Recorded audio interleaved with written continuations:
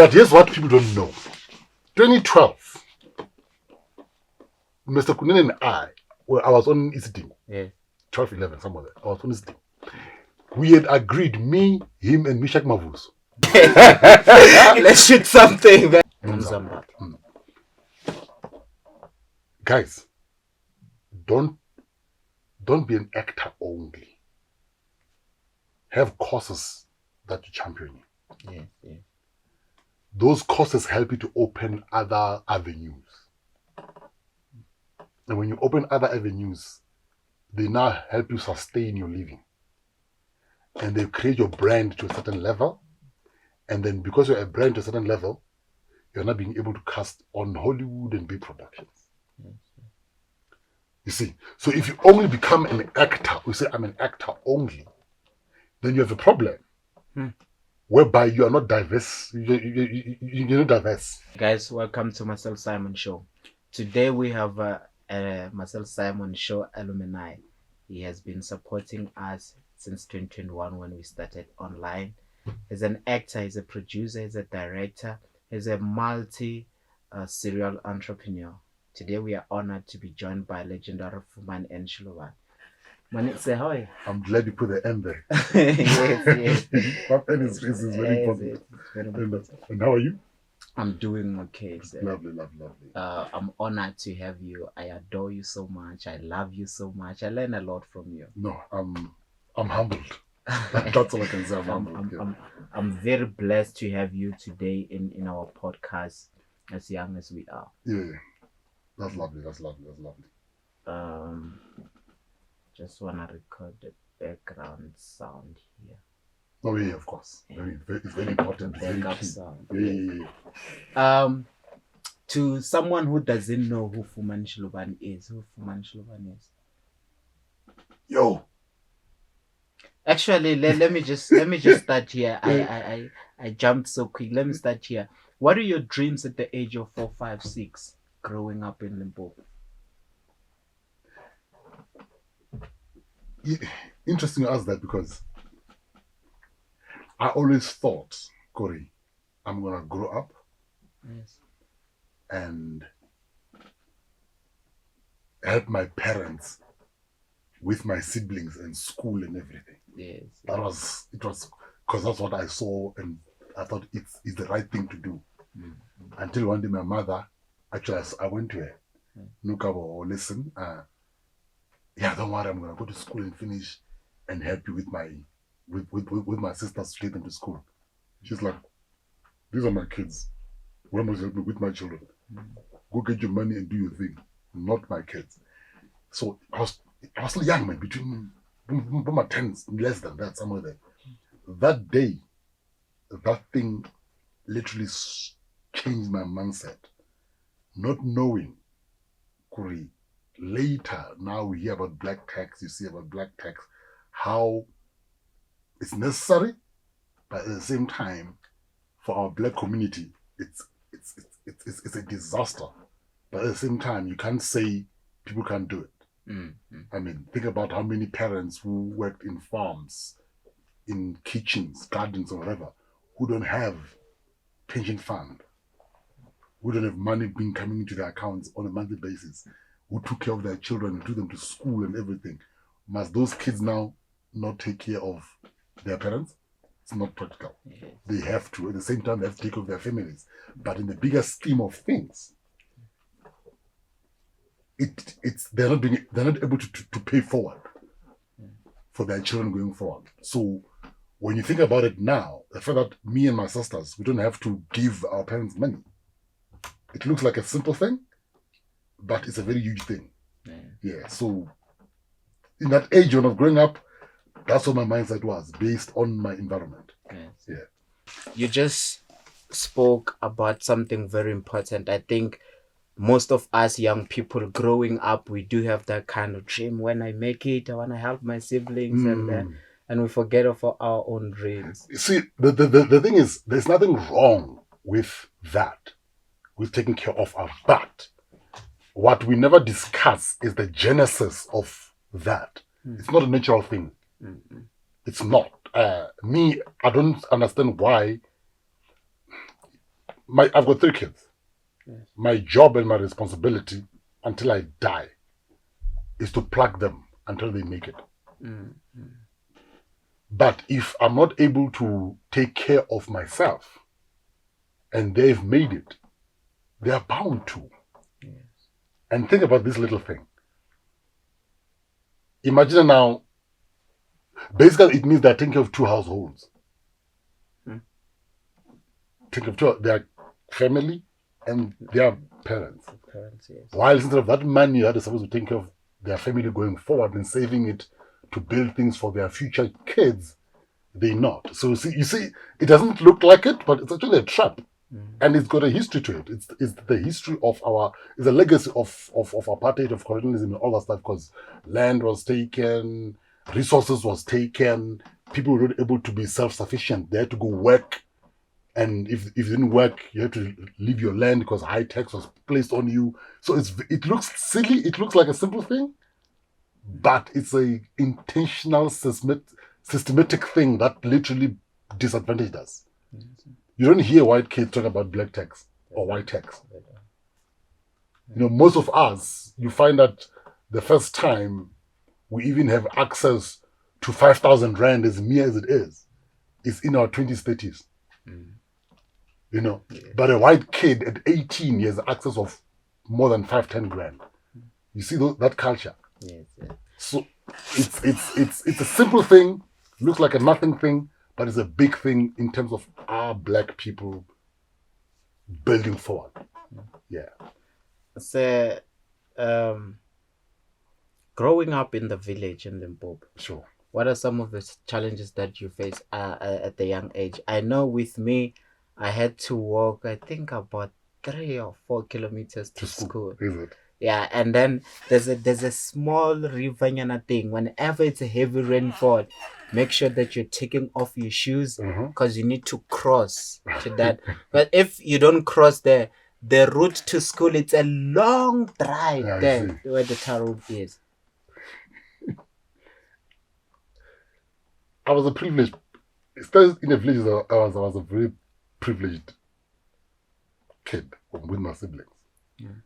First and foremost, the village I'm from is called Shilubana. Shilubana, and you're Shilubana. There's a reason for that. Yes. The school I went to, my primary, is Shilubana Primary. There's a reason for that. It was literally, you see where we're sitting, yes, and where we park the car. Yes. That's what my school is. It's literally, it's here. It was just next door to my house. That's what the school is. The church was just next door to my house. The post office was next door to my house. The hospital was next door to my house. It was like literally living in the city, but in the village. In the village. All of it was in a radius of less than a kilometer. You know what I'm saying? So actually, speaking of shoes, I remember some of my friends would come to school without shoes. I would also leave home when my parents are gone. I'd take off my shoes just to be in the same level with them. I didn't even know what I was doing at the time, but now when I actually think about it, I was very empathetic to my friends because I was aware actually I have, but I didn't know that I had. So I tried to make sure that I always take my shoes off, be in the same level with them, and yeah. So, like I said, my parents, both of them, were professionals. My mom was a nurse, my dad was a teacher. My grandparents, they were also professionals. So, on my dad's side, yes, my grandfather, if I'm not mistaken, I think he was the first man to obtain a diploma or degree in agriculture in the former Gazankulu, whatever area. Yes. So he was a teacher and a guy with a degree or diploma in agriculture. So on my mom's side, those are the ones that they didn't have formal education in South Africa because they're from Mozambique. But they also had work that paid them well. Those pension when they retired. So from the context of us growing up, we really didn't like anything. And yes, we're in a village, but it wasn't really bad. Yeah, like some of us. Yeah, so I would say village, but because we don't have access to a lot of city or township things. Yes.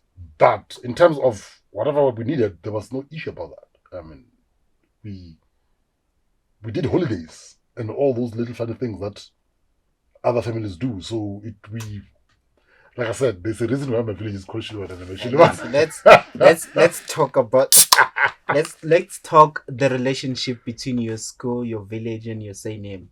Cause 3 of them they're Shilubana. Yeah. So I'm from a royal family. I'm a prince actually. So I just don't never lead about it. And why I found out when I was 19. Kuri, I'm a prince. So why are you surprised? That's my first time hearing about it. So I didn't know, it was such a crazy thing because the village is Shilubana and I'm in Shilubana. For some reason it didn't click. I remember a brother he came to me one day. This guy Wakamhlaba. So Wakamhlaba njani. So Shilubana had 2 kids, Mhlaba and Dudud, from his first wife. Those are the 2 kids that he had.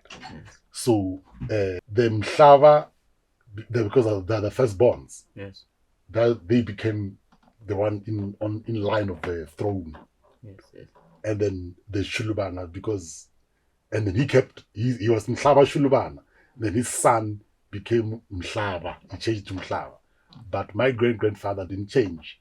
It remained Shilubana, but they are siblings. So that's how. So it's Do. It's John, it's Clifford, then it's me. And then on the other side, same story. So we are 4 generations from. Hence. No, but I'm not in line. My dad said that. But then the other day said, yeah, but you'll be in. I'm like, nah. A disaster has to happen. Yeah, for me to claim it. Yes, because there's a lot of guys in between. But but my point is, that's why my surname is Shilubana, because that's our village. You're respected there. I don't know if that's the word to use, but that's our village. Yes. In a nutshell, yeah. And I know there's an interesting story. Yes. And as I talk about this thing about colonialism and how we lost our heritage and all those things. Yes. So when Vusi Shilubana and his wife they couldn't give birth for many years, his first wife. They couldn't give birth for many years, and then eventually one day, story is, she went, or they took her to a sangoma or herbalist tradition, whatever they call it then, and she did something, or he did something to my great-grand, and that's when he gave birth to these 2 boys, my great-great-grandfather and his brother. So without that person's whatever, in a traditional African way, we're not talking me and you right now. So was it a good thing to say I want him to have 2 boys? Or? No. I mean, if you're first wife, I'm sure I can think about it. If you're the chief or Vusi of that particular place, and your first wife doesn't have children, who's gonna take over? Yeah. You see what I'm saying? So, of course, they made him get other women. Well, not I won't say other women, another wife to continue with the lineage. But eventually, later, his first wife gave birth. Yes. And African ways was used for her to give birth, which I dig that, because it dispels this notion. Yaguri, don't regard your ancestors. I don't like that thinking. Christian as I am, but the minute you say to me your ancestors are demons, then I have a problem with you. Yeah. Because you're saying I'm a demon. But anyway, so that's an interesting story I wanted to. Just before we leave there, according to me, I don't. I might be wrong, but that's how I understand it. I think, and actually, I tell myself that ancestors are people who lived before me, and they are no longer in this world that I'm in another place. They're spiritually being. So that's how I call ancestors. Simple terms, people who lived before me and now they're spiritual beings. Can I tell you something interesting about ancestors and how we want to disregard them, but unfortunately you can't? There's something called epigenetics. I don't know if you know about that. I don't know about it. Google epigenetics. the things that both my great-grandfather and my great-grandmother, both from Mozambique and South Africa, the decisions that they took on diet those many years back, they affect me today. Yes, I know that. Simple thing as diet. The decision that they took in terms of how they live their lives. Because epigenetics, what it does is it carries information about certain things that it continues in that lineage. So now, if a person took a dietary decision in the 1800s and it affects me now in the 2000s, and you want me to call that person a demon, you want me to say that person does not exist, I must not regard that person. No, man, something's wrong. It's as you spoke about colonialism. Yeah. It's that thing to say the whites just gave us Christianity and seeing it for the first time, we just jump into it and we left everything that we relied That's why we're in a on. mess, I think. But anyway, that's why we're in a mess, because it doesn't make sense. I cannot disregard the do oponti. It makes no sense. Yeah. So, when did you fell in love with art? When I fell in love with art, I don't know.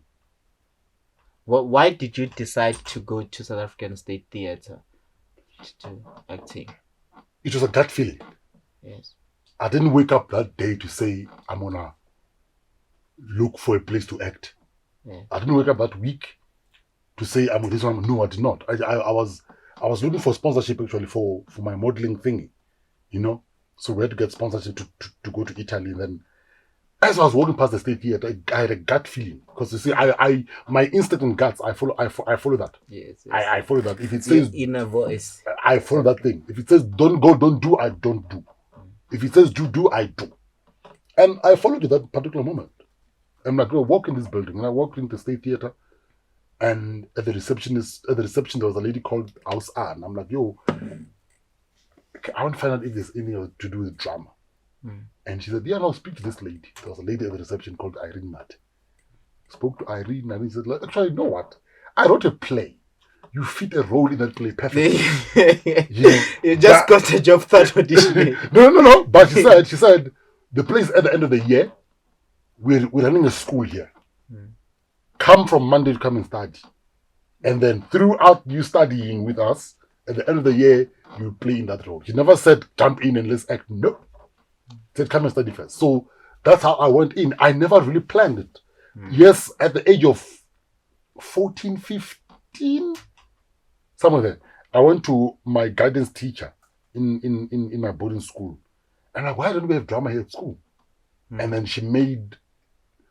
she spoke to some lady who was a nurse or something, and we concocted, we workshopped a play that deal with AIDS, HIV at the time, and we went around schools to teach about HIV.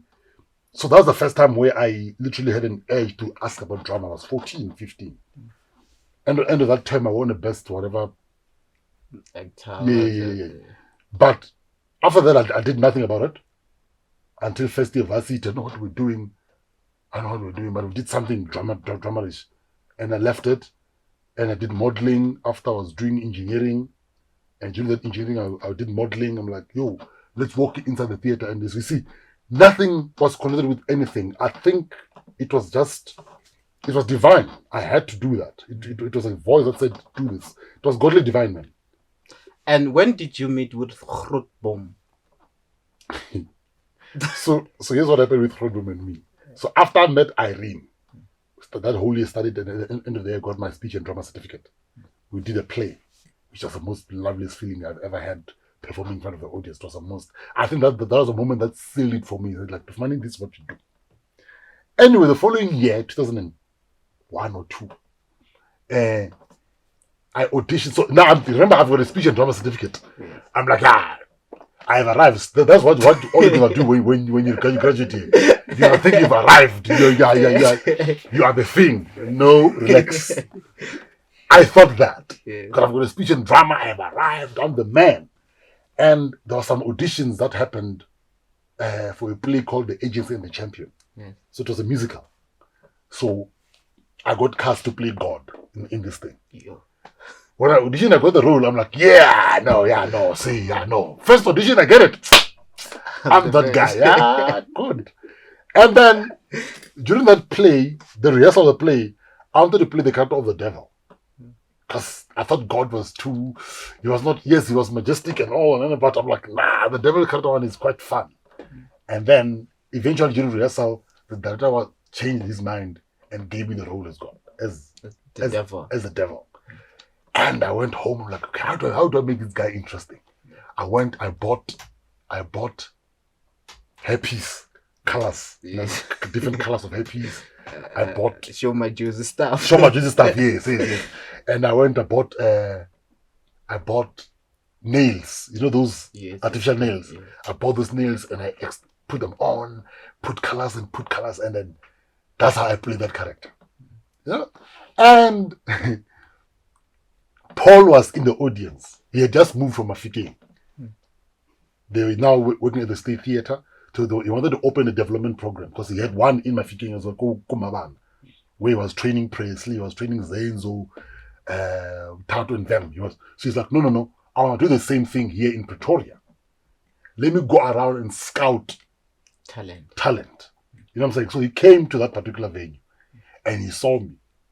And then one day I was outside the State Theatre. I was working from the State Theatre. I don't know where I was going. He approached me. He's like, yo, I have a thing that I'm doing. The program that I'm around here, the State Theatre, it's a development program. Do you want to join? You know? I'm like, yeah, sure. And I joined. Later he tells me, and he disagrees with this. He says, no, I never said that. I'm like, you said it. But he says to me, yo, you know, the first time I saw you in that play, in that musical, I thought, my goodness, what a horrible actor. But I love his energy. He's got so much energy for that particular passion and energy. I'll take him in and teach him. But he says he never said that. But because why I know he said it, that's one of the things that gave me the oomph and the energy to want to work even harder. To say, no, I cannot be. This guy is good. Because after another story, I had met Paul before. Because he was working for the State Theatre. And I was doing some play or workshopping some play with some guy called Leroy Carter. So when Paul came to give us notes about this particular play, remember I've got a certificate in speech and drum. I know it all. I undermined him. I'm like, who's this guy? Who does he think he's telling us what to do? No, he does not know what it is. Hey, little did I know. A week into the program into ARAS, it was called ARAS, Artistic Realistic Actor Studio, I think. That's what you call that group. A week into that program, I ate humble pie. I realized because he had dreadlocks. He looked unassuming, guys. He looked such a simplest human being. You won't even take him to mind. A week later, I was like, yo, this guy, he knows his thing. I was humbled. So from that day, I learned one thing. Don't judge. Listen, accept, receive, and learn and grow. Don't judge. So that's how Paul and I met. That's a very important outline there. I was speaking with one of my girls 2 weeks ago, speaking about this. Like, guys, although we complain about this not being treated well on set, but us, when we graduate here, the average thing that we have is theory. When we go into the field, we've got nothing. We're going to meet someone. Making an example with you, we meet Fumani N Shilubana, who has been in the field for more than 2 decades. He has the experience. We just need to say, they're undermining us because we're young talent, because we need to submit. There's a lot that we can learn. You see, I'm glad you're saying that, and that's one thing I'm realizing with. Of course, I'm sure we also did the same thing in our youth. You know what I'm saying? I'm from Vets. I'm one of the best schools in the country. Guys, don't do that. What you need to do? I didn't go to film school. But you did drum. I was saying to you, put at 16 there. How the hell do you think I know that? How the hell do you think I know that? Because you have the experience on set. I've been in that. So, and experience Trust me, right now, I can come to Wits now. They can admit me to do an honors degree. Right now. I've not been, I don't have an undergrad. Is it post or undergrad? What is it? Yes, undergrad. I don't have undergrad. But if I can come here and apply, they'll give me and they'll credit me to do an honors. So basically, I can have a master's before you even do your degree. That's how I hate and well knowledge you are. So my point is, guys, for you to be able to be good leaders, for you to be able to be good at what you do, submit for that particular period and listen to these people. Yes. Your theory means nothing there. These guys, they have now developed, we have developed shortcuts, we've developed better ways of doing than theory. Theory is nothing. A person who came to practice, who practiced. Let me give you another example. And this is not me shooting down at studying. I'm a very big fan of people studying, whether formally or informally. I'm a very big fan of that. So when they did our program at the State Theatre, they did something very smart, which at the time we didn't see it. We had an exchange program type of thing. Yes, exchange programs. Yes. Where they would bring in professionals. Remember they trained us at the State Theatre? Yes. They would bring in professionals to come and work with us. They would bring in graduates from Wits and TUT to work with us. And this is not me undermining, get me right. There was something I never understood. For some reason, we had an edge over these graduates from Wits or TUT. And for many years, I didn't understand why. I'm like, these guys, you know why? Because how we're taught in practice. Yes. For 4 years, we practiced a lot more than theory. In a school like Wits, TUT, UCT, whatever, it's theory galore, is it not? It's theory. The practicals that we have, it's universities, I never understand them. It's so fun. The practicals that we have, it's a short film of shooting first year, shooting 3 minutes to 5 minutes short film. Then third year, fourth year, you're shooting 7 to 10 minutes. Fourth year, it's 15 minutes. Imagine now you're working on short films. You graduate, you want to work. You want to shoot a movie. You've got 7 minutes. Yes. All combined. You have 15 minutes. 15 minutes combined. Yes. Now you got a gig, you need to work. You need to shoot 1 hour and 40 minutes. The experience you have is 15 minutes. That's the pressure that you have. That's the pressure you have. The guys come from here and do a theatre play with me. I've got 4 years of being on stage. 4. You just graduated. We're not going to compete. Not good you are, what you've achieved is nothing. And another thing, it's so fun. In this 7-minute short film that you have 4 days shooting period. So you can shoot maybe as many takes as short as you want in a day. You have another day. So it's a different thing compared to right now. If you need to be on set, maybe you can shoot 12 scenes. Yeah, no, I think the difference with school, I think that's one of the biggest things that I think it needs to be addressed. How the school system, it works in its own silo of sort, because how you guys work and shoot movies here. Like that 4 minutes you say, you can spend 4 days shooting that 4 minutes. 4 minutes, just 4 minutes, lousy 4 minutes. When you come and work in the industry, no. Yeah. That 4 minutes, half a day, we're done with it. Half a day. If you want to stretch it, full day, you shot that 4 minutes. I have a short film. So I think film schools, they need to be realistic about that. Yes, it's very good. Okay, teach both of it. Teach and show it's doable in this format, because you now struggle when you now come out and have to do the real thing. You want to come with a 4 minutes approach and 4 days in your mind, it's like, what? With money. You see the difference. So, but anyway, yeah, it will eventually, my point is to your point. Guys, for the first 4 or 5 years, submit. Learn as much as you can and apply. Simple as that. So I know one of the tribes that are not as recognized, as appreciated as others happens to be us, the Tsonga people, Yes. and the Venda people. Yes, and Swati and Ndebele. Yes, and then Ndebele also. And I think Ndebele are West, I think. Yes, Ash. If you think about it, they are West. So, sir, going into the film industry, what are some of the challenges that you face as a Tsonga guy? Being told, Kuri, no, you can't speak that language because this is a predominantly English channel. What does that mean? We have 11 official languages and mine falls under those. It falls under those ones. Yes. So what does that mean? Being told, no. Nah, we don't have audience for XiTsonga. But what do you mean? You've been playing my movies throughout Christmas Day, New Year's Eve when people are home. What do you mean there's no audience for that?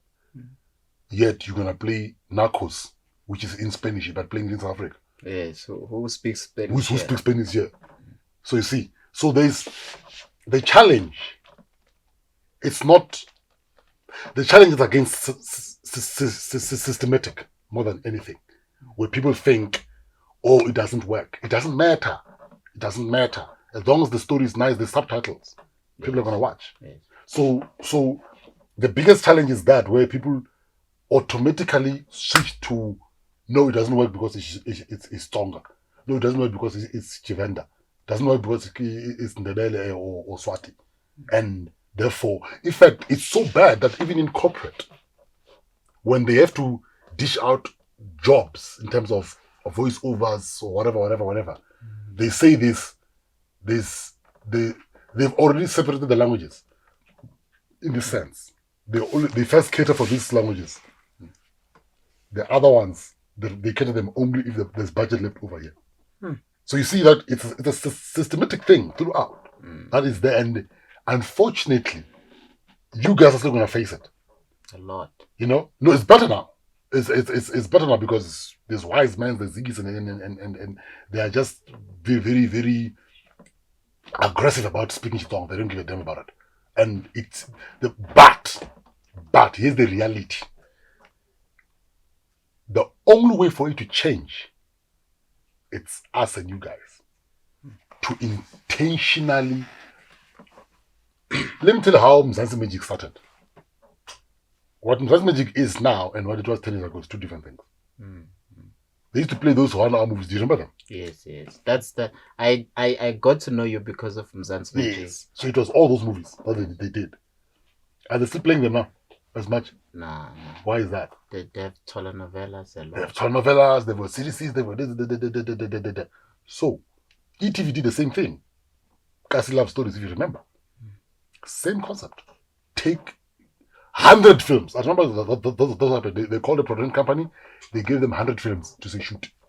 In that 100 films, they trained directors, DOPs, sound, lights, They trained them. One of the biggest guys that was trained, that is a huge DOP now. What's his name? Nyembe. What's his name? Someone Nyembe. Google him, you'll see. He's a huge DOP now. He trained in that bloody thing.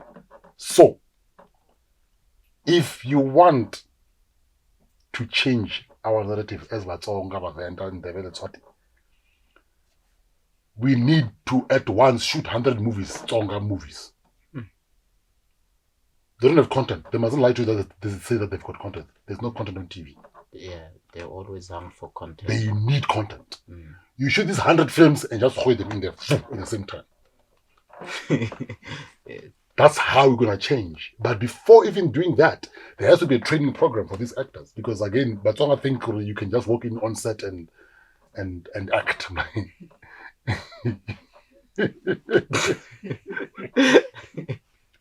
So you need to have a training. I'm laughing because it's been a thing for the last couple of months on my TikTok.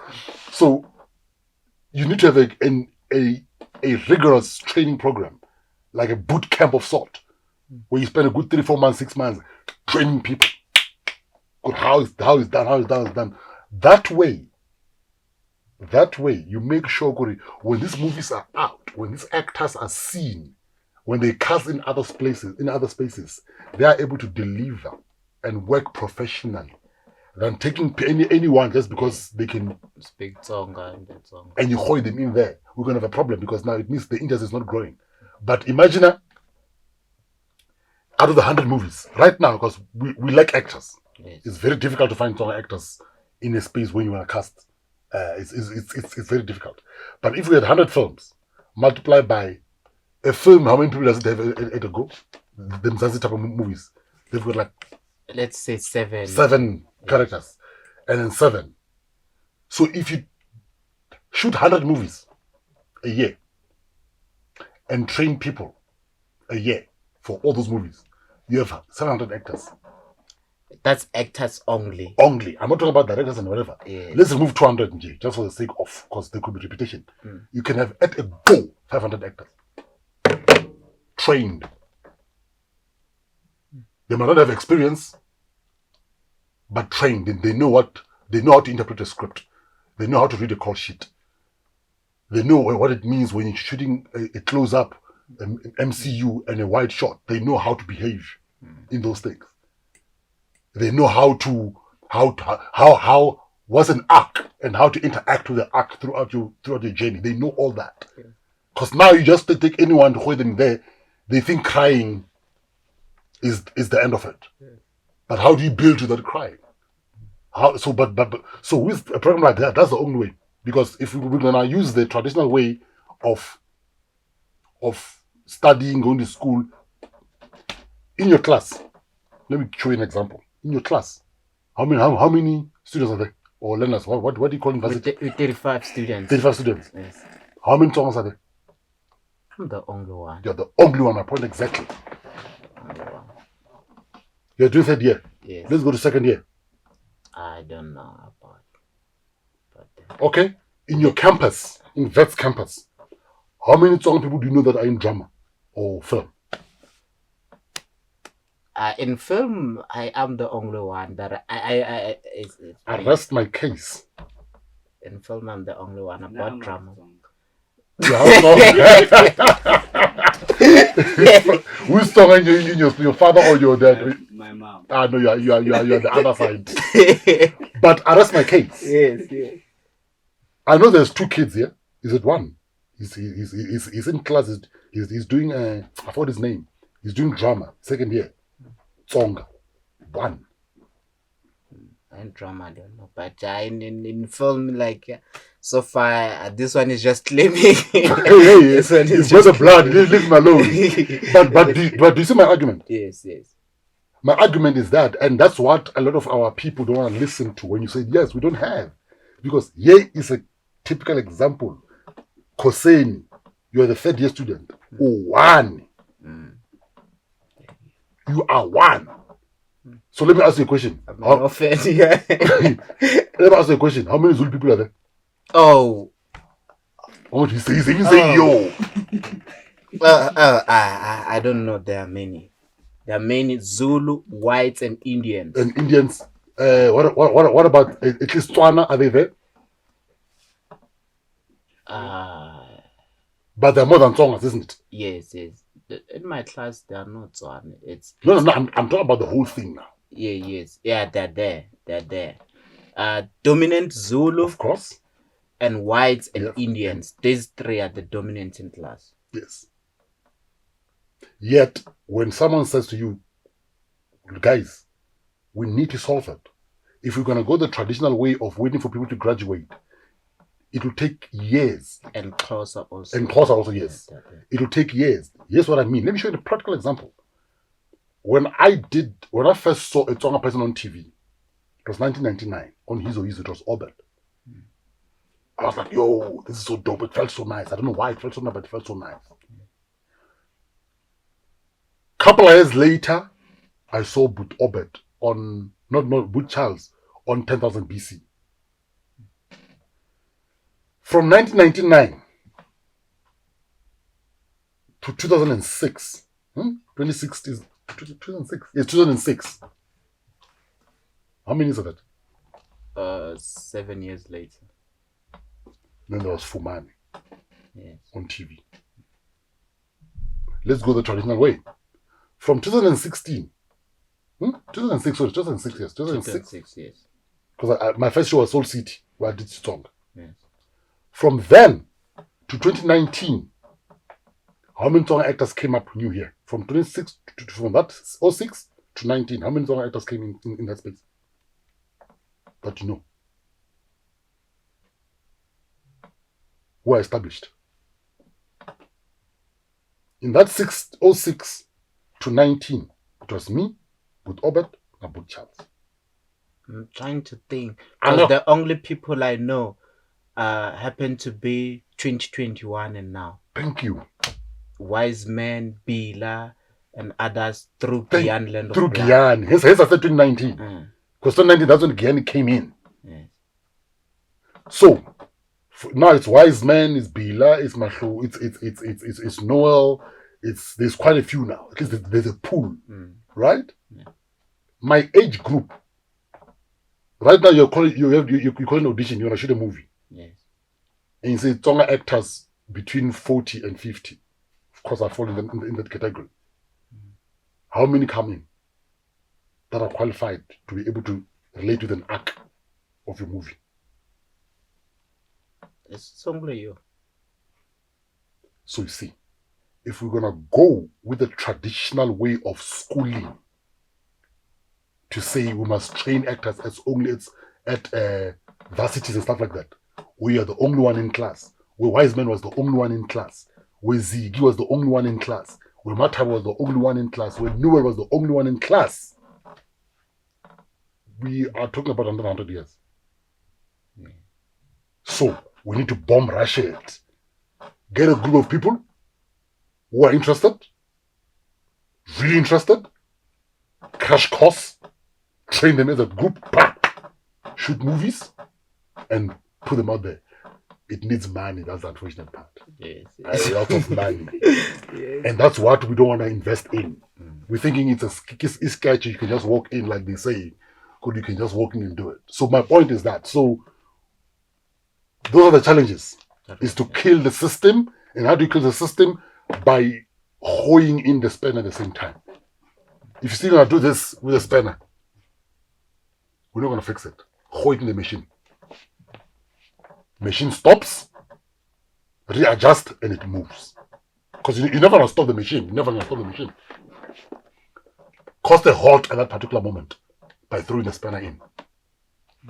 So that's how we solve it. As you're talking like that, you just remind me that the movies that I have seen you are the only one who speaks song, a love specialist. That's why you're the only one in class, Kose. It's the same story. It's we need to be intentional, Kose. We need to be very intentional to say, listen, I'm actually working on something now, which I won't. Where we need to be very intentional. But it will never work if there's no investment. ETV, during the time when Mzansi Magic started, they put 100 movies. Ne? One movie at the time was around about 150,000 rand. So they put 15 million rands for 100 movies. For 100 movies. In one season. The following year they did the same thing. On and on and on. But you see what I'm saying? They said, guys, it was new at the time, that thing. No one knew about it. But they hoe in the money. They hoe in the money to train. Guys, if I can... What's a guy man? He said, give me 2 seconds. And I'll show you what it does.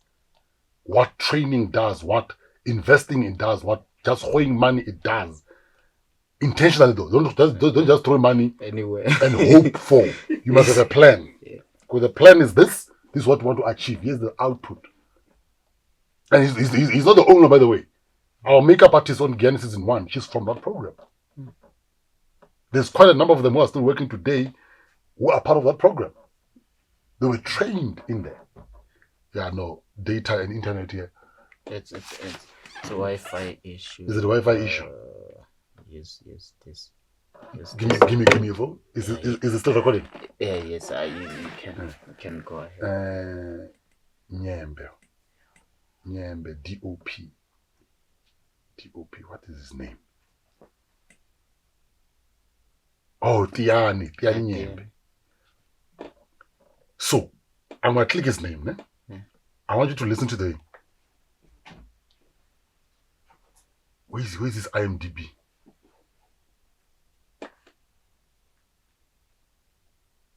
IMDb. Nyembe, IMDb. There we go. I want you to listen to his shows, the show that he's done. Yes. This guy was trained between 2015, 2013, 14, somewhere there. Right? A hostel. He shot a hostel. Wow. Side dish. Collusion. The honeymoon. Vula Vala. Sugar. Minanawe. Tula's Vine. I worked with him again there. Tula's Vine. Bone of My Bones. I worked with him there. Tola. I worked with him there. Again, you see, this shows that Tola and Bone of My Bones, they're already outside the eminent thing. Yes. And again, I worked with him again there. These are some of the shows that this man has already worked on. And this doesn't even give us the fuller thing. But he's a huge DOP now. You don't just call Tian anymore. You can't afford him. No, you just, my point is, it's because money was intentionally put in. When they do that, without doing that, forget. You know what's going to happen with you. They will start criticizing you. Yes. Whilst you must work. Yes, I must pay the bill. You must pay the bills. What you must say, because I'm a songwriter. You're not a songwriter, you're a writer. So for us to solve that thing, bro, we need to aggressively put in money and train and shoot. That's it. That's the only solution. Nothing else will work. Traditional ways. In the next 4 years, those who graduate, we'll have another 2 kids coming in. So, how did you get your first gig on TV?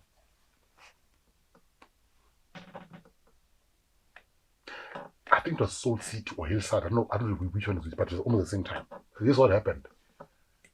We're doing relativity at the Market Theatre.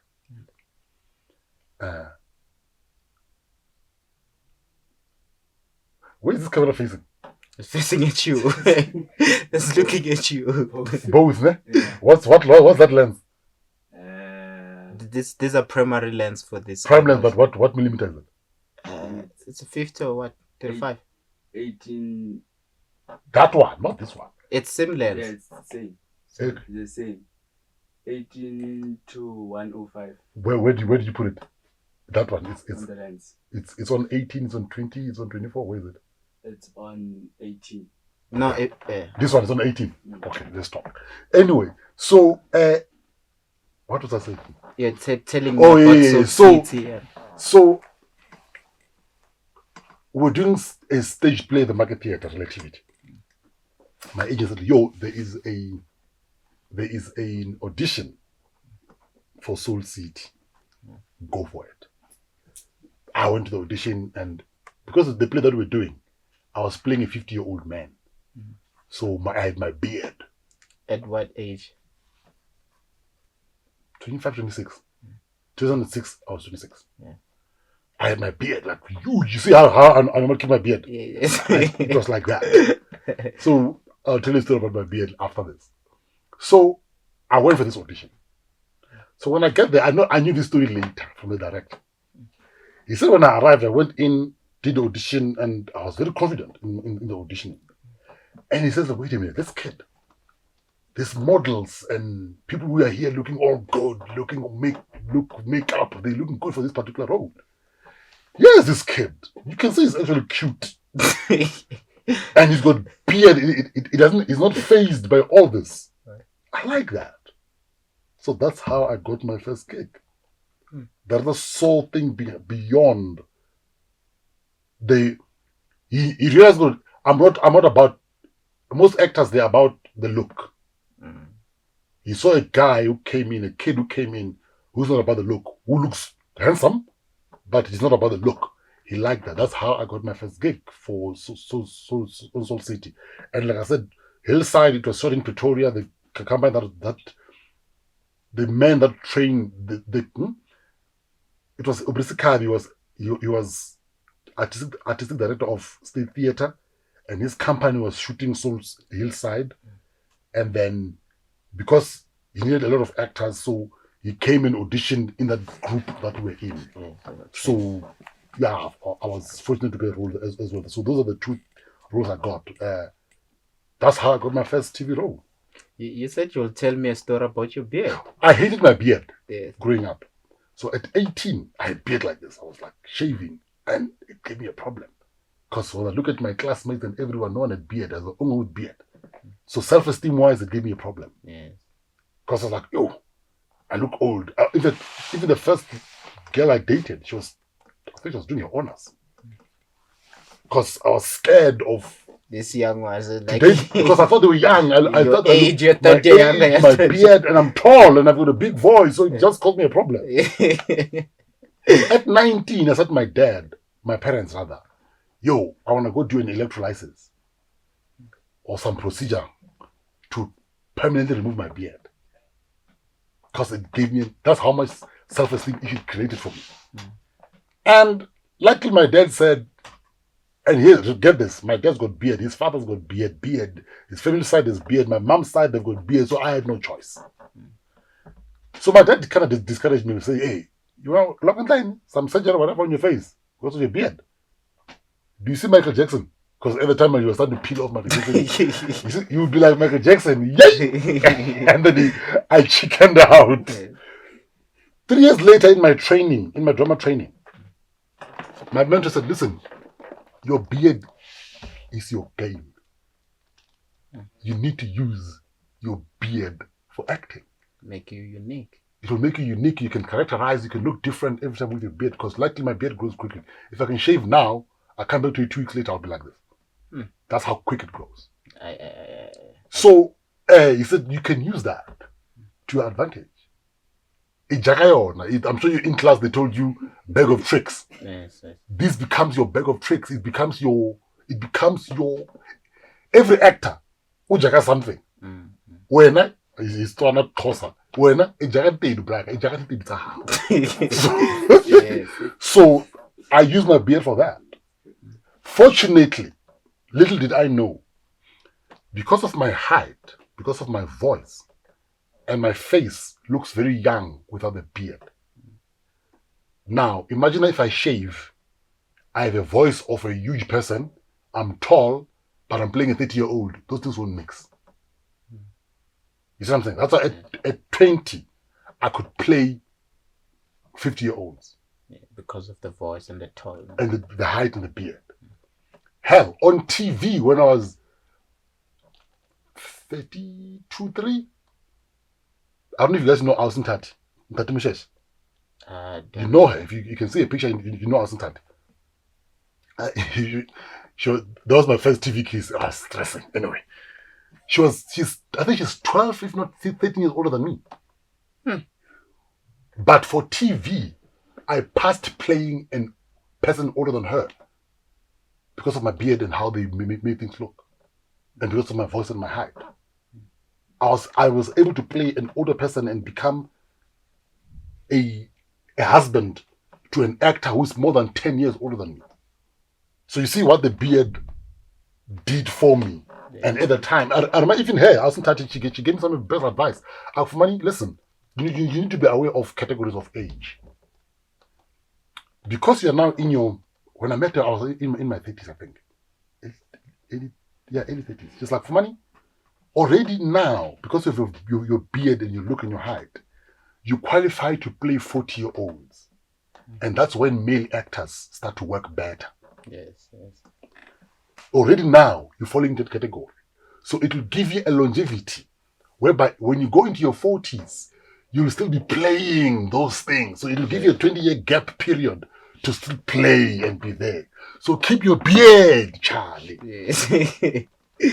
So that's what that's why I now embrace my beard. I love it so much. Like, it's my money. Yo, like, okay, beard. I'm like, I'll do it. Beard, no, I'll do it. If you look at my characters, all of them, I always try to have a different look of my beard. Because a different one. Because in all the seasons, I had different beard look. Because mentor said, when you go on stage, you must always have a character. You must always characterize. So I tried that, and my beard does the magic. So that's the story about my beard. It started something as a low self-esteem thing that it nearly destroyed me into my money maker. You played so many roles, Inspire, Bones of My Bones, I can name it. But the favorite role that you play, I know that because it's a dope character.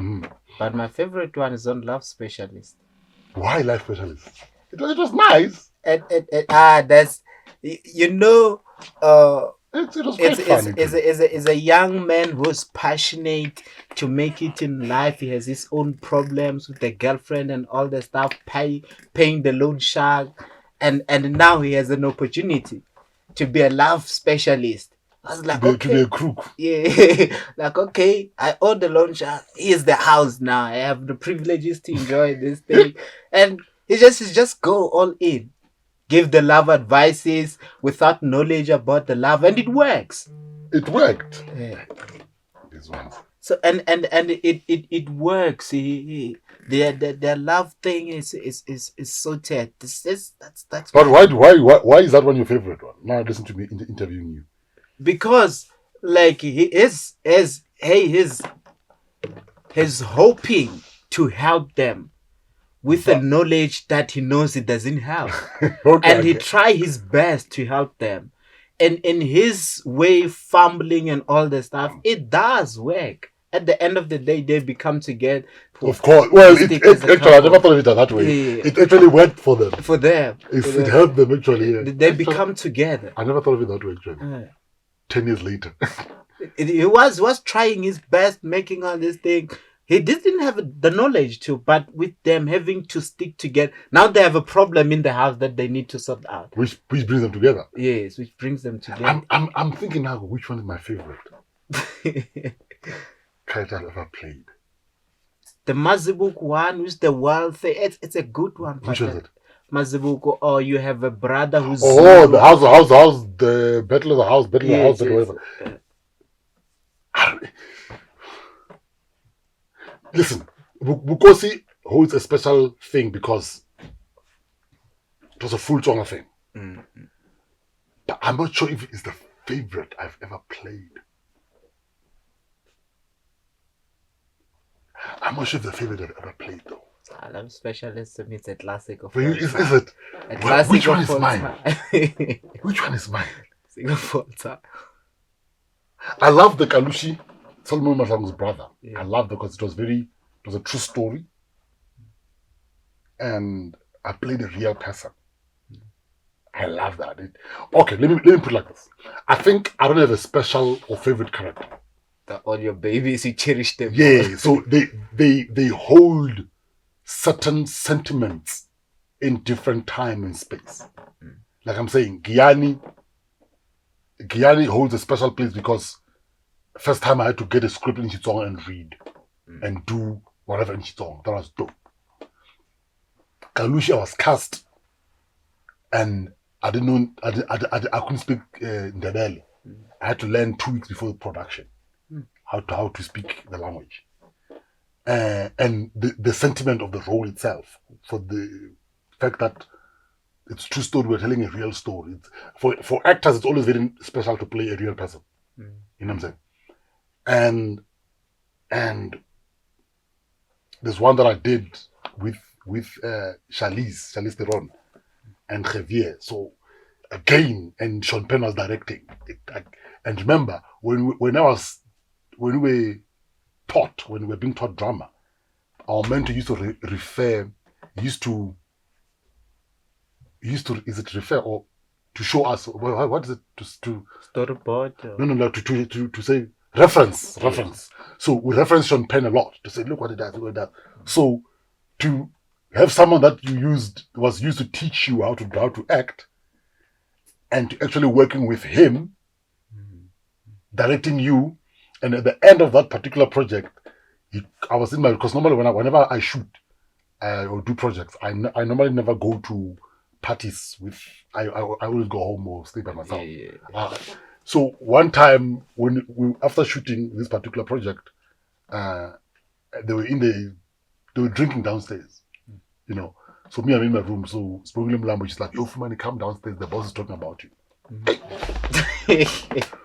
Went downstairs, got there, I just pretended as if I was there, chilled, started talking to them. So Sean Penn is like, "Yo, how old are you?" I think I was 32, 33, 34, whatever. I was somewhere there. I'm not telling my age. He's like, "How tall?" I tell him age. I mean age and weight. I'm not telling him. He's like, "Yo, dude, you are brilliant. You can act." Me and my producer were talking, and we're thinking, you fit very well to play O.J. Simpson. Hey, so here's the mistake I've made. I didn't get his contact emails. But point is, hearing a person whom your acting was groomed from telling you, Charlie, what's Amaya? Like Wavaya, like you dope. You are dope. Nailing it. This is an Oscar-winning actor who's got hundreds of nominations. Saying that. So as I'm saying, if you ask me what's my favorite, they all hold different sentiments because of different moments in time. Let's talk about Giyani Land of Blood. Sure. How that concept came about. I don't know about the concept because I was not in production, but I know the story that Patu loves to say. He had pitched before 2019. He had pitched it 5 years prior to that particular time. And how it came to his mind, he was driving to Venda sometime or driving to Limpopo somewhere, and he passed somewhere, Mercado or something like that. Patu, if I'm saying the wrong story, and then that idea hit him. So I think his mother, she, how does it put it? Either she loves Tsonga people or she appreciates the culture, something like that. And he's like, "Yo, let me do this," and he pitched it to his business partner. Again, the systematic thing I told you about. Yes. Because there's a lot of those things, and people are naively or ignorantly not want to apply things because of the systematic thing. When he pitched it to Gwed was like, "In XiTsonga, do you think it will work?" You're not going to have audience. So you can't blame Gwed. It's how the system is. Eventually, Patu convinced him, and they pitched it. 5 years later, then SABC approved it to say, "Yo, let's try this." So, when I was called to say, "Yo, Fumani, we need you to help us with auditions. We're going to go around auditioning. In Joburg, we're going to call auditions from agencies, but in Giyani and Polokwane, we will open auditions because the fact of the matter is we do not have enough professional actors for XiTsonga. We're going to have a problem." Good. When I think we started in Joburg, I think. Quite a few of them came. Actually, Mbatha, we found her here in Joburg. I should say, she's extremely talented, gifted. Charlie, I remember, because I was reading with some of them, and she came in, she read, I was like, "Where do you go to school?" She's like, "TUT. I'm like, damn, what's my girl? Of course, I couldn't say that you are cast. I didn't have the power. It has to go to production and channel. But I'm like, I loved it. And others came in. We went to Giyani. Again, people came in. There, a lot came in, and then Polokwane. In fact, in all auditions, we found people. And then the team was put together. Eventually, the production date was pushed forward. And then, fortunately, it was a good thing in hindsight because they couldn't find the Musa character. You know, Wiseman had just finished. He had missed the audition. He was in Cape Town doing some job there. And then he did an audition via self-tape. And they're like, "Yo, we want to see him." Because fortunately, it's like such a hunk, tall, beautiful looking, you know.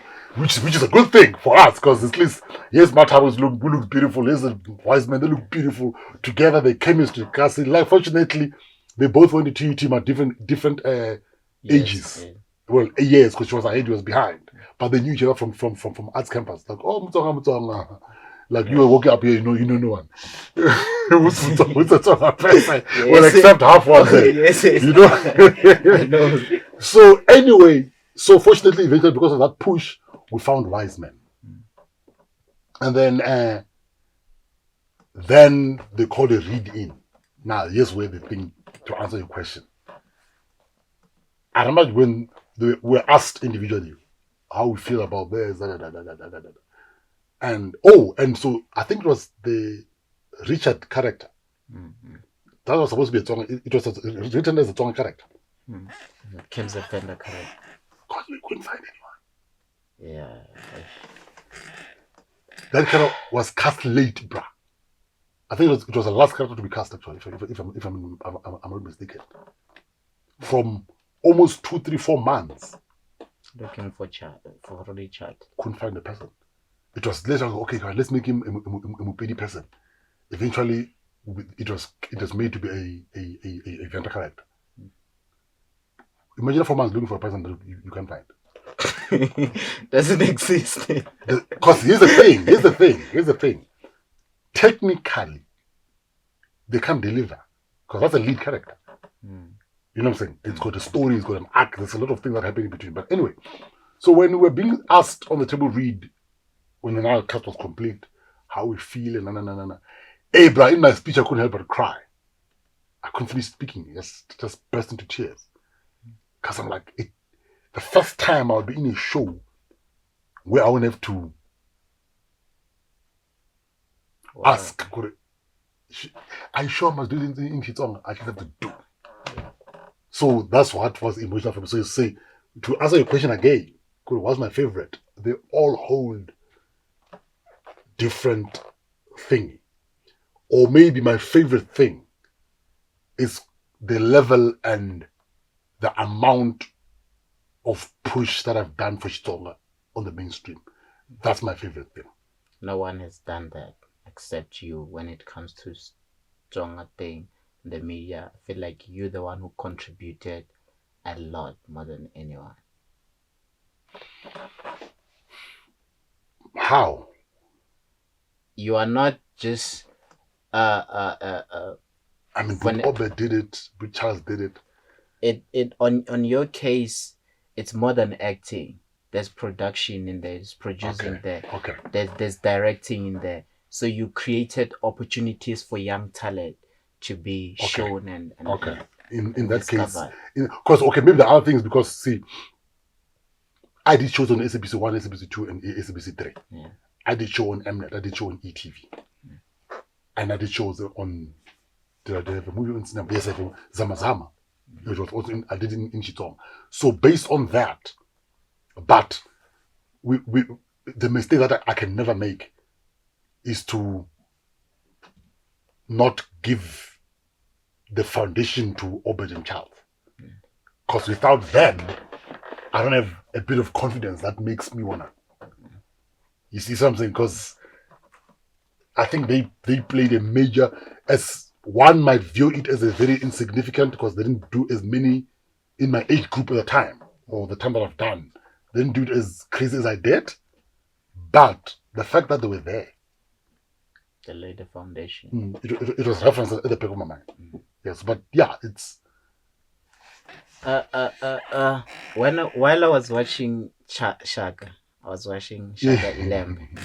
Just throughout the Shaka ILambe, I saw in your statuses you posted behind the scene. I was, oh my goodness. Following day, I watched the episode.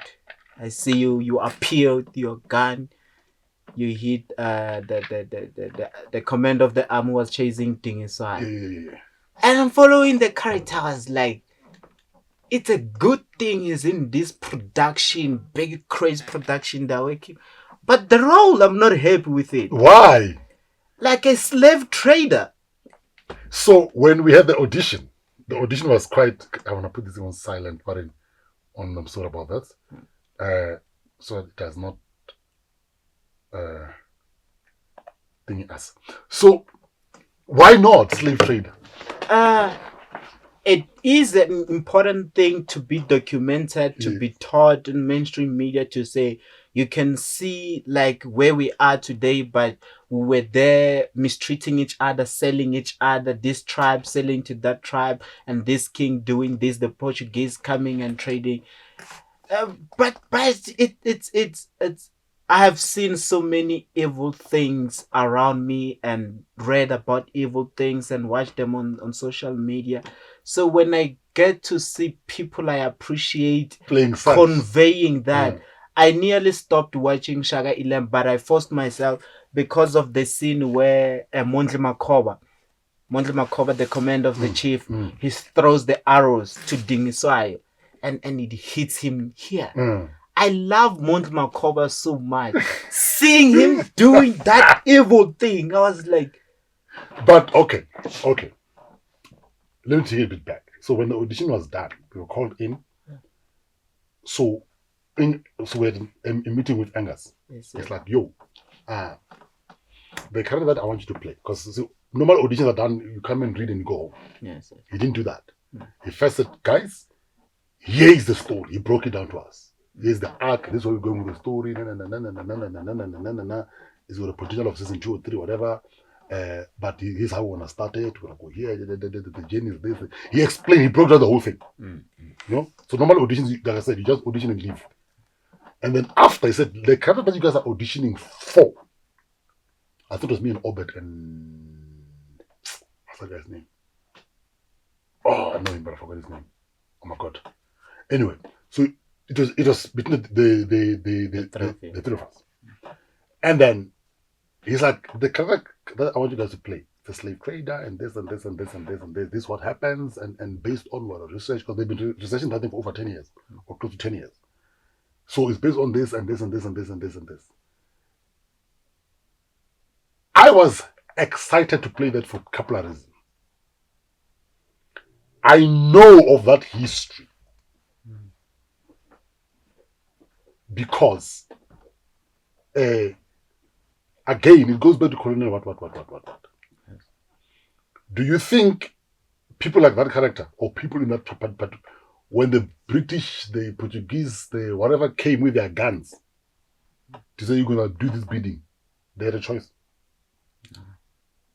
Because if you run, they will hit you from there. So eventually, it was about survival. There were slaves that were doing slaves. There were slaves that were getting other slaves. You see what I'm saying? Yes, sir. Eventually, they were cornered to think that's a good thing. Because anyway, we're not capturing our own people, which I doubt they did not. I'm sure they captured even their own people. So, that's one. Because I know about that history. Where I was like, I want to play it. My great-grandfather fought against that as well. Pontia from Mozambique. Yeah. So that's another reason why I'm like, I want to play that. The third reason why I wanted to play that, which could be the main reason, I don't know, the whole debacle Yamatonga Machangan, it was going to come into play and it was going to make a discussion. Great, can we really look at this thing? What is this? How do you look at? So for me, those are the 3 reasons why I'm like, include me. And big shout out to Tate Vusi. Yeah. Tate Vusi, the Tsonga king. I nailed the role. But here's what people don't know. 2012, Mr. Kunene and I was on ILambe. Yeah. 12-11, somewhere there. I was on ILambe.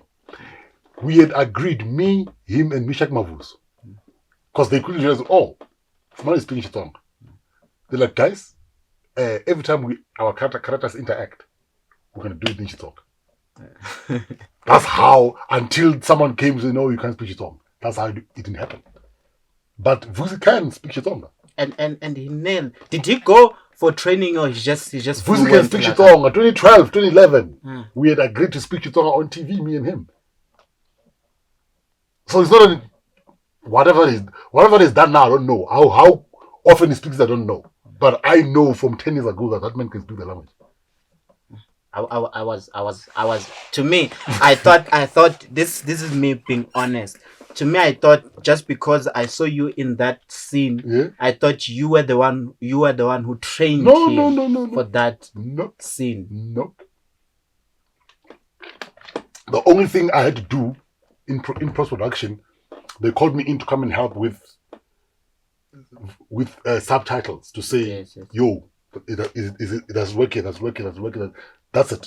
That's the only thing I did behind the scenes. I did not train him anyhow.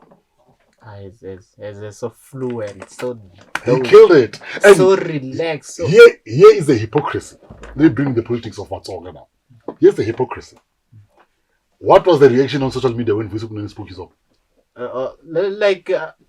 I didn't follow it that much. I just saw a few things. They loved it. So, They claimed him. Yeah. And they started saying things that he's from Bush. I'm like, how?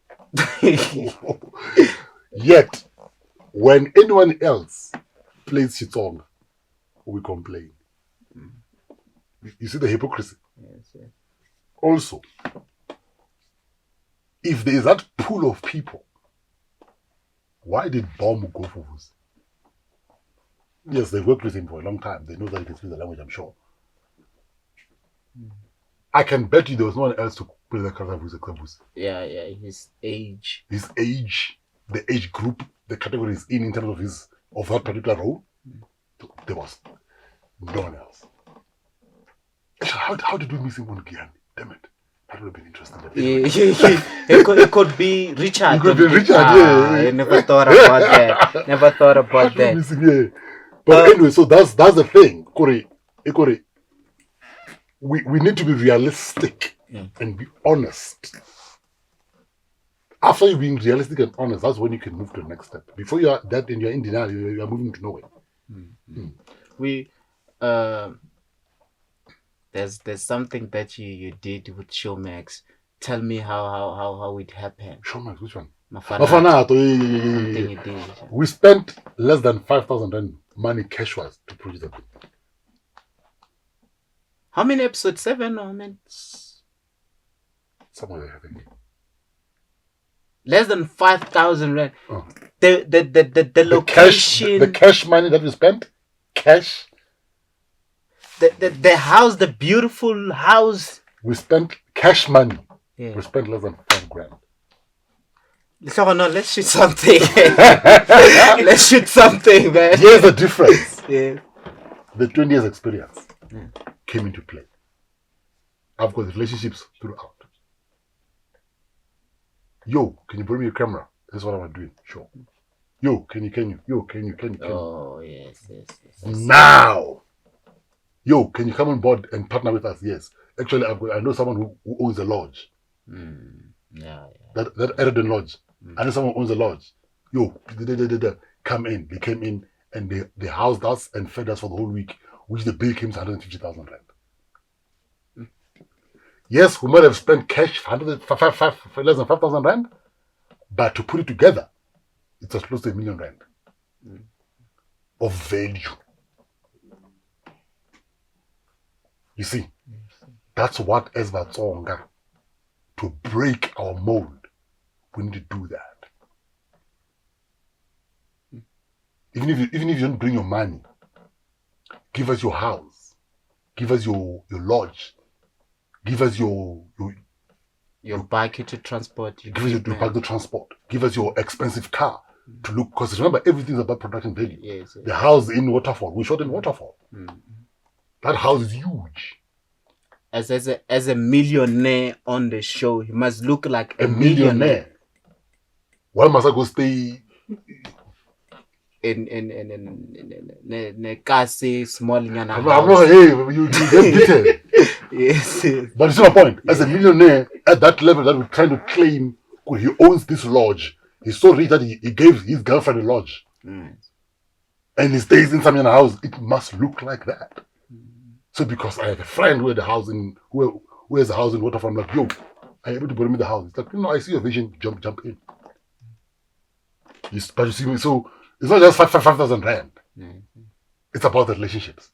It's about understanding excuse me, it's about understanding where we are.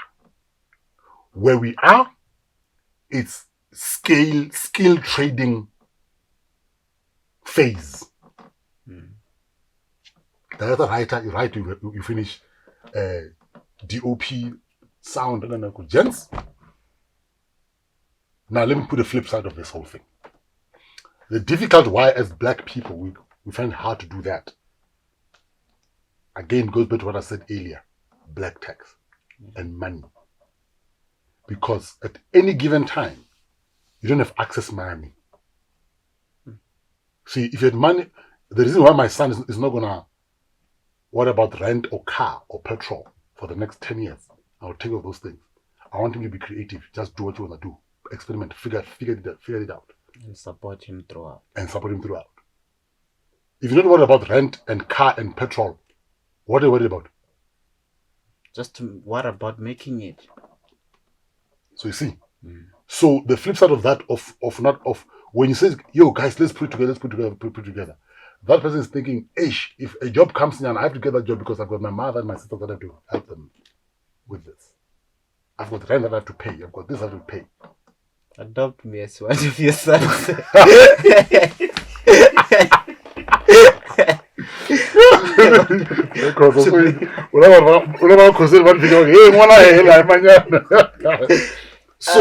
So my point is, the flip side of that is that thing. Because if you don't worry about, because when the guys that will put that together, we didn't have to worry about those basic things. They were taken care of with other stuff. That's why I've got multiple streams of income. Is because of that. So it helps you to not worry about food and basic things. 2022 last year, if I'm not mistaken, you established another company, Euronews. Yeah. What inspired you to go for it? To tell our news? stories in our own ways. Yes. When you go to mainstream media, where do you hear the talk about a village somewhere in Limpopo? They always, when you listen to our stories on TV, how many times when I hear at school, when the people hear you speak XiTsonga, they thought you were from Guyana? I always tell people, it's like, where from? Like, I'm from Tanalte. Like, no ways, no, who speak XiTsonga in Tanalte. But my point exactly. So the reason why I wanted to do that particular hour is because I want us to tell our stories in our own way. That it's news bulletin. It's a story that's happening in Shilubana, happening in Kanjakanja, it's happening at some village. So hopefully one day we can remove this notion that the people here speak XiTsonga, they say you're from Guyana. Getting what? There's a lot of Botswana out there that are in a different space, but we cannot. So that's one of the biggest things that why I wanted to do that. Resources and people in Davidson, Soweto, everywhere. So the reason why it's resources again.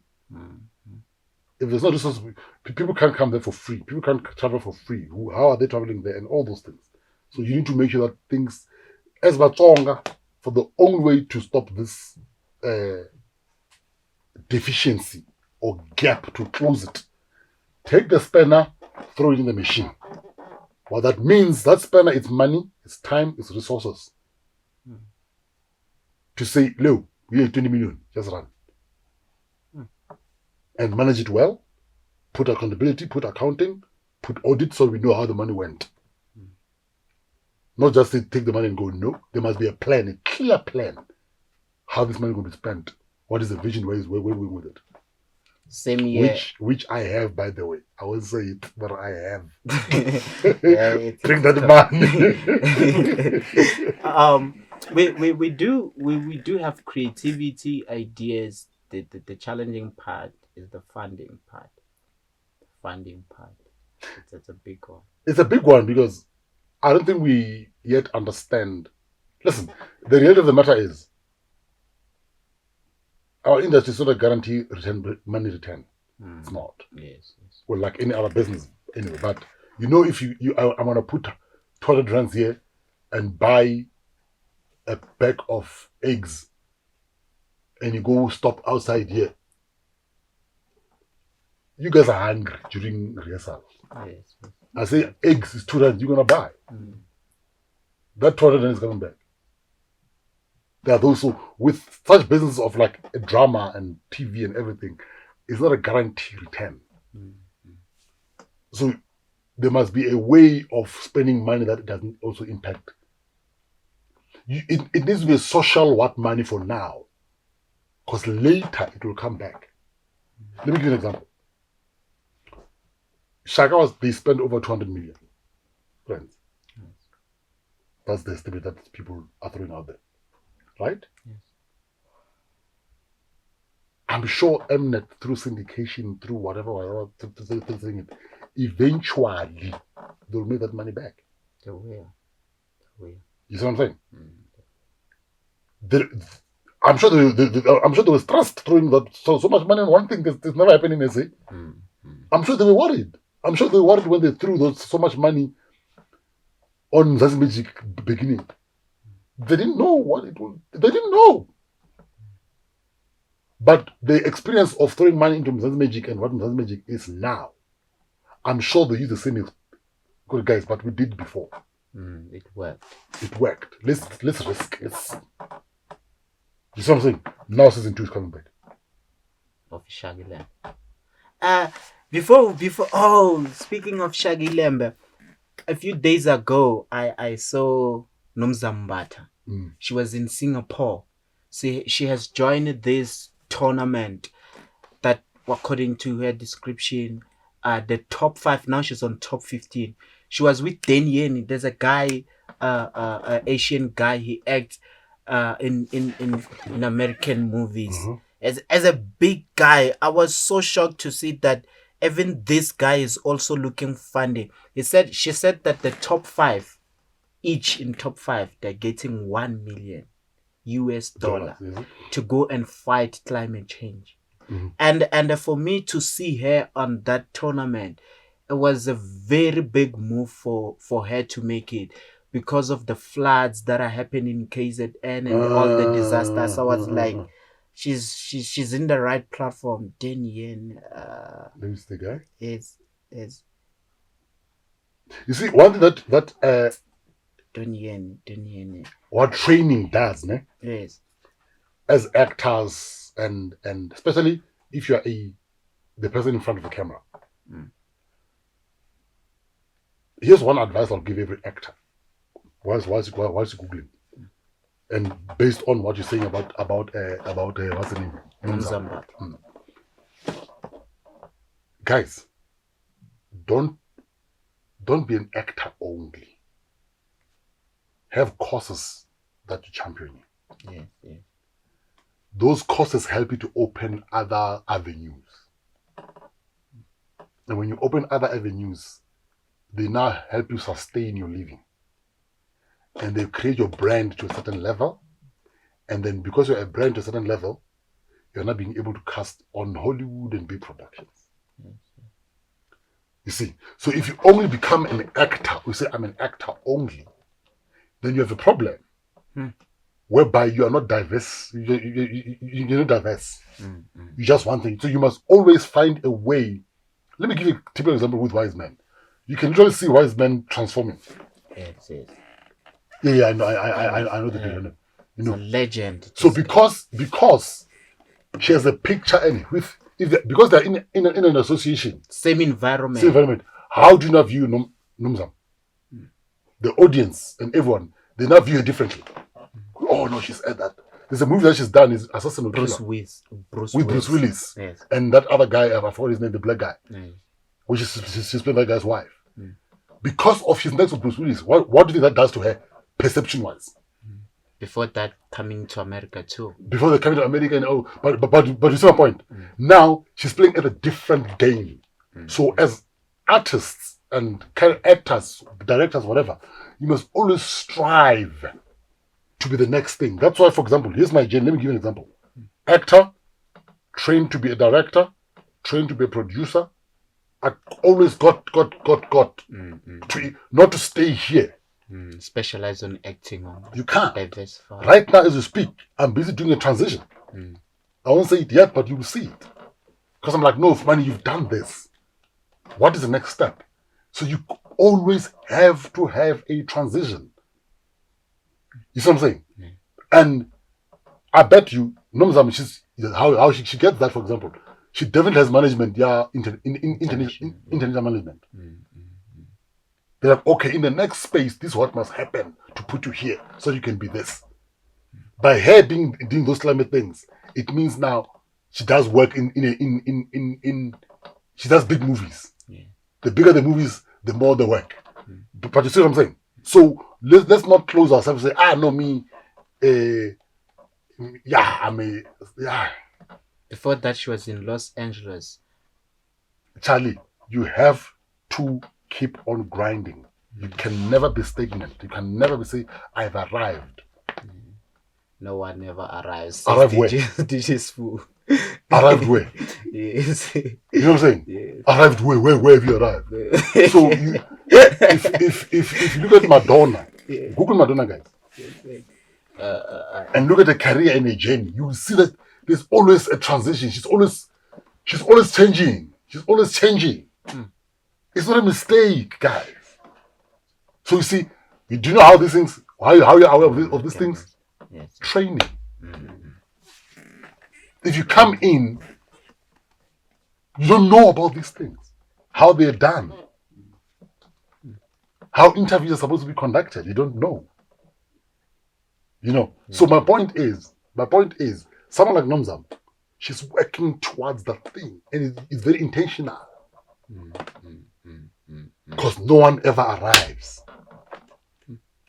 I said last year, I was talking to myself, it's my name, something needs to change. Something needs to change. Career-wise, talk about acting and everything. Yes, I've been doing producing, learning how to produce. I did my learning at Urban Brew. He off me, a great man, helped me with he had a program that he was running, and he helped us do that. And then now I was like, no man, as an actor, man, this feels like a ceiling now, man. It's like a ceiling. What must I do? So my point exactly, I'm doing something towards that. I can't say it now, but that's what I'm doing. I just did a big.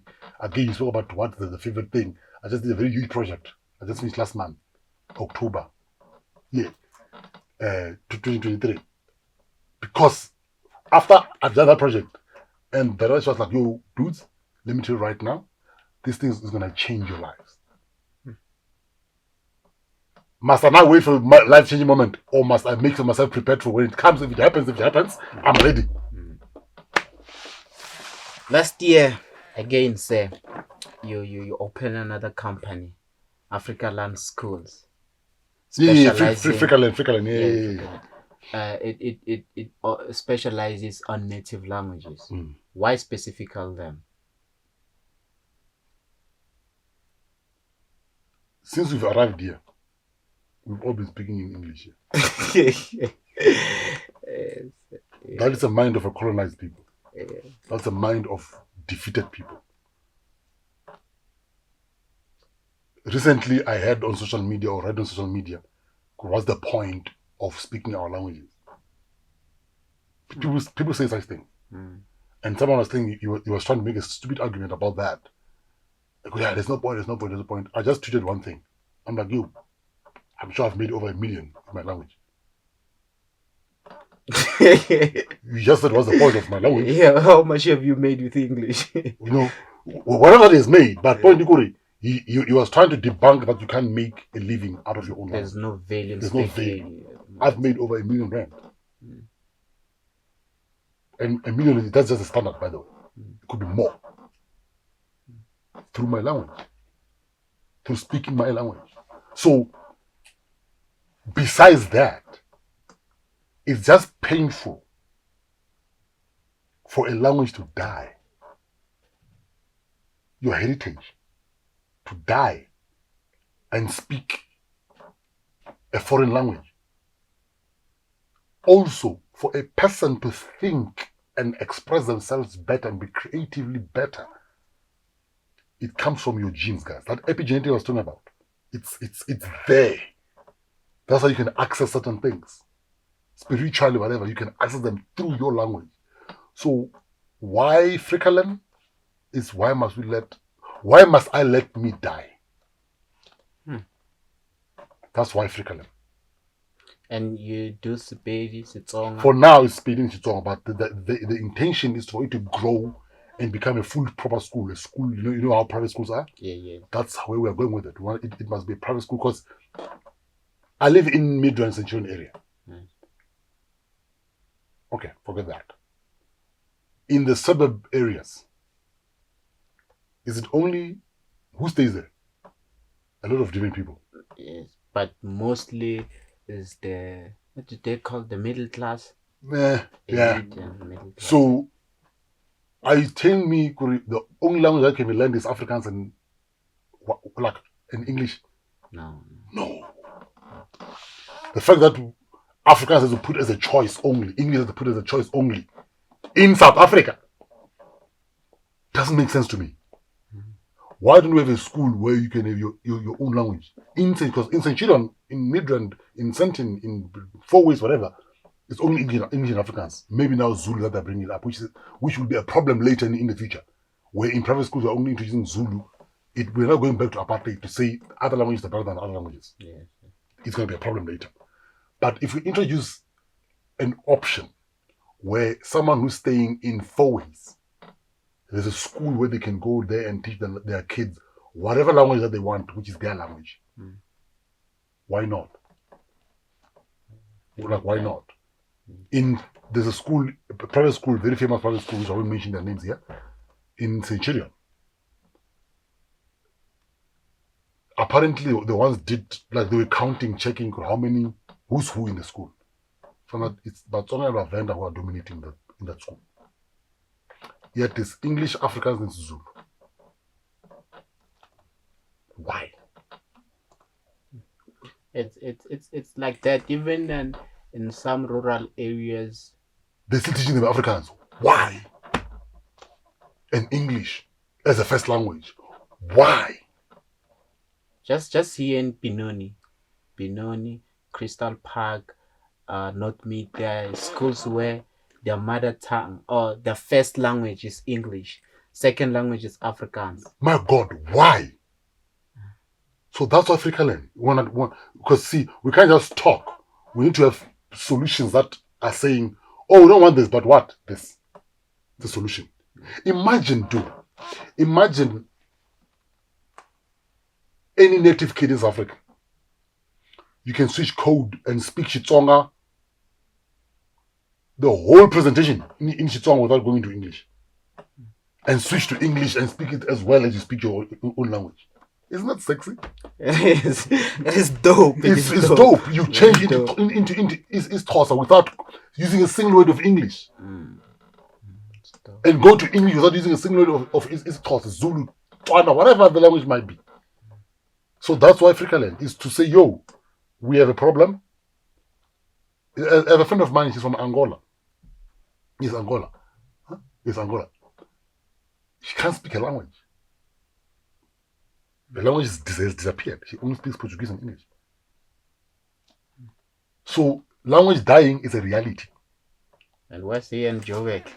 We are heading there, some of us. No, not my. You know my kids. Yes. I've got a 4-year-old and a 2-year-old. The 2-year-old the other day, I think was last year, complimenting her in terms of the heritage part. Yeah. She can dance, she bella. Oh no! Yesterday, you know, I was like, as a parent, it's such a nice thing. I'm sitting there. She's sitting with a sibling. So me, I'm in the other room. I'm in the kitchen. So they're sitting in the dining room. They're playing with. They're watching something on the laptop. So as they're watching, the young one says cat. Guess what the older one says? Shimanga. Yes. So already the older one is correcting that. They go, no, it's not cat, chief. We don't say cat here. Yeah. 4 and 2, they're already correcting each other to say no, Ishmanga. It's not cat. We're saying school. Amlungwe. You know what I'm saying? Yeah. So when I heard that, I was like, oh, it was such a nice thing to me to hear already. She's 4, but she's proud and confident of who she is. Because I don't speak to my kids English. I do not play that game. When my kid speaks to me, automatically they know. You will not hear my. When you want to try English, I'm like, eh? She goes. And remember, when she goes to school and everyone speaks to her in English. But when she comes to me, immediately she's like, no, it's not going to work. Probably she thinks she does not know English probably now. But it doesn't matter. Point is that I took a conscious decision to say my language won't die. Even if whatever happens, she will speak that language. So, yeah. So, in a nutshell, that's why Africa, man. We need to be intentional in making this thing survive and make it sexy, because middle class, like you said, middle class, they love things that look expensive and get robbed for nothing. But yeah. So you said season 2 is coming of Shaka ILambe. Yeah, but I won't answer much of that because I don't know. I just heard rumors and on thing, but I'm dead, bruh. Yeah. No, you are dead, but you can be cast in a different role. No. They can do makeup for you. Nah. And it's like Eddie Murphy. Eddie Murphy on Coming to America and other movies. He does more than 3 characters. Yeah, but Shaka's not that type of. Unless if it's something extraordinary. Maybe they bring you from the day. But why would they do that? Nah, you on the other one, you're a slave trader with a beard and other stuff.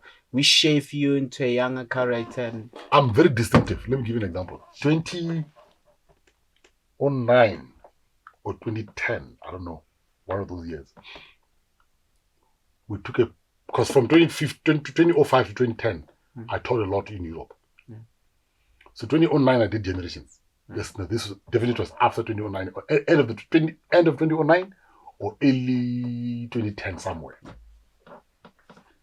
I was in a train.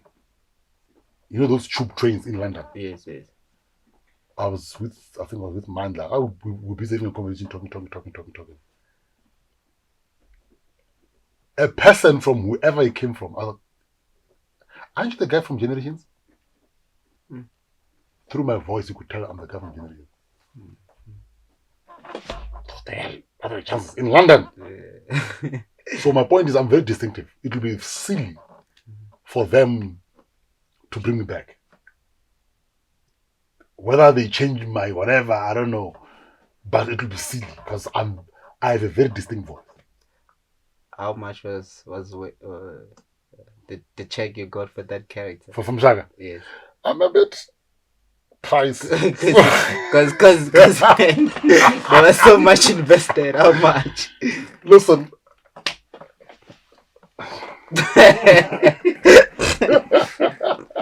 Listen, I've been working. Yeah. I've been working and I can call in the money to say, yo, what?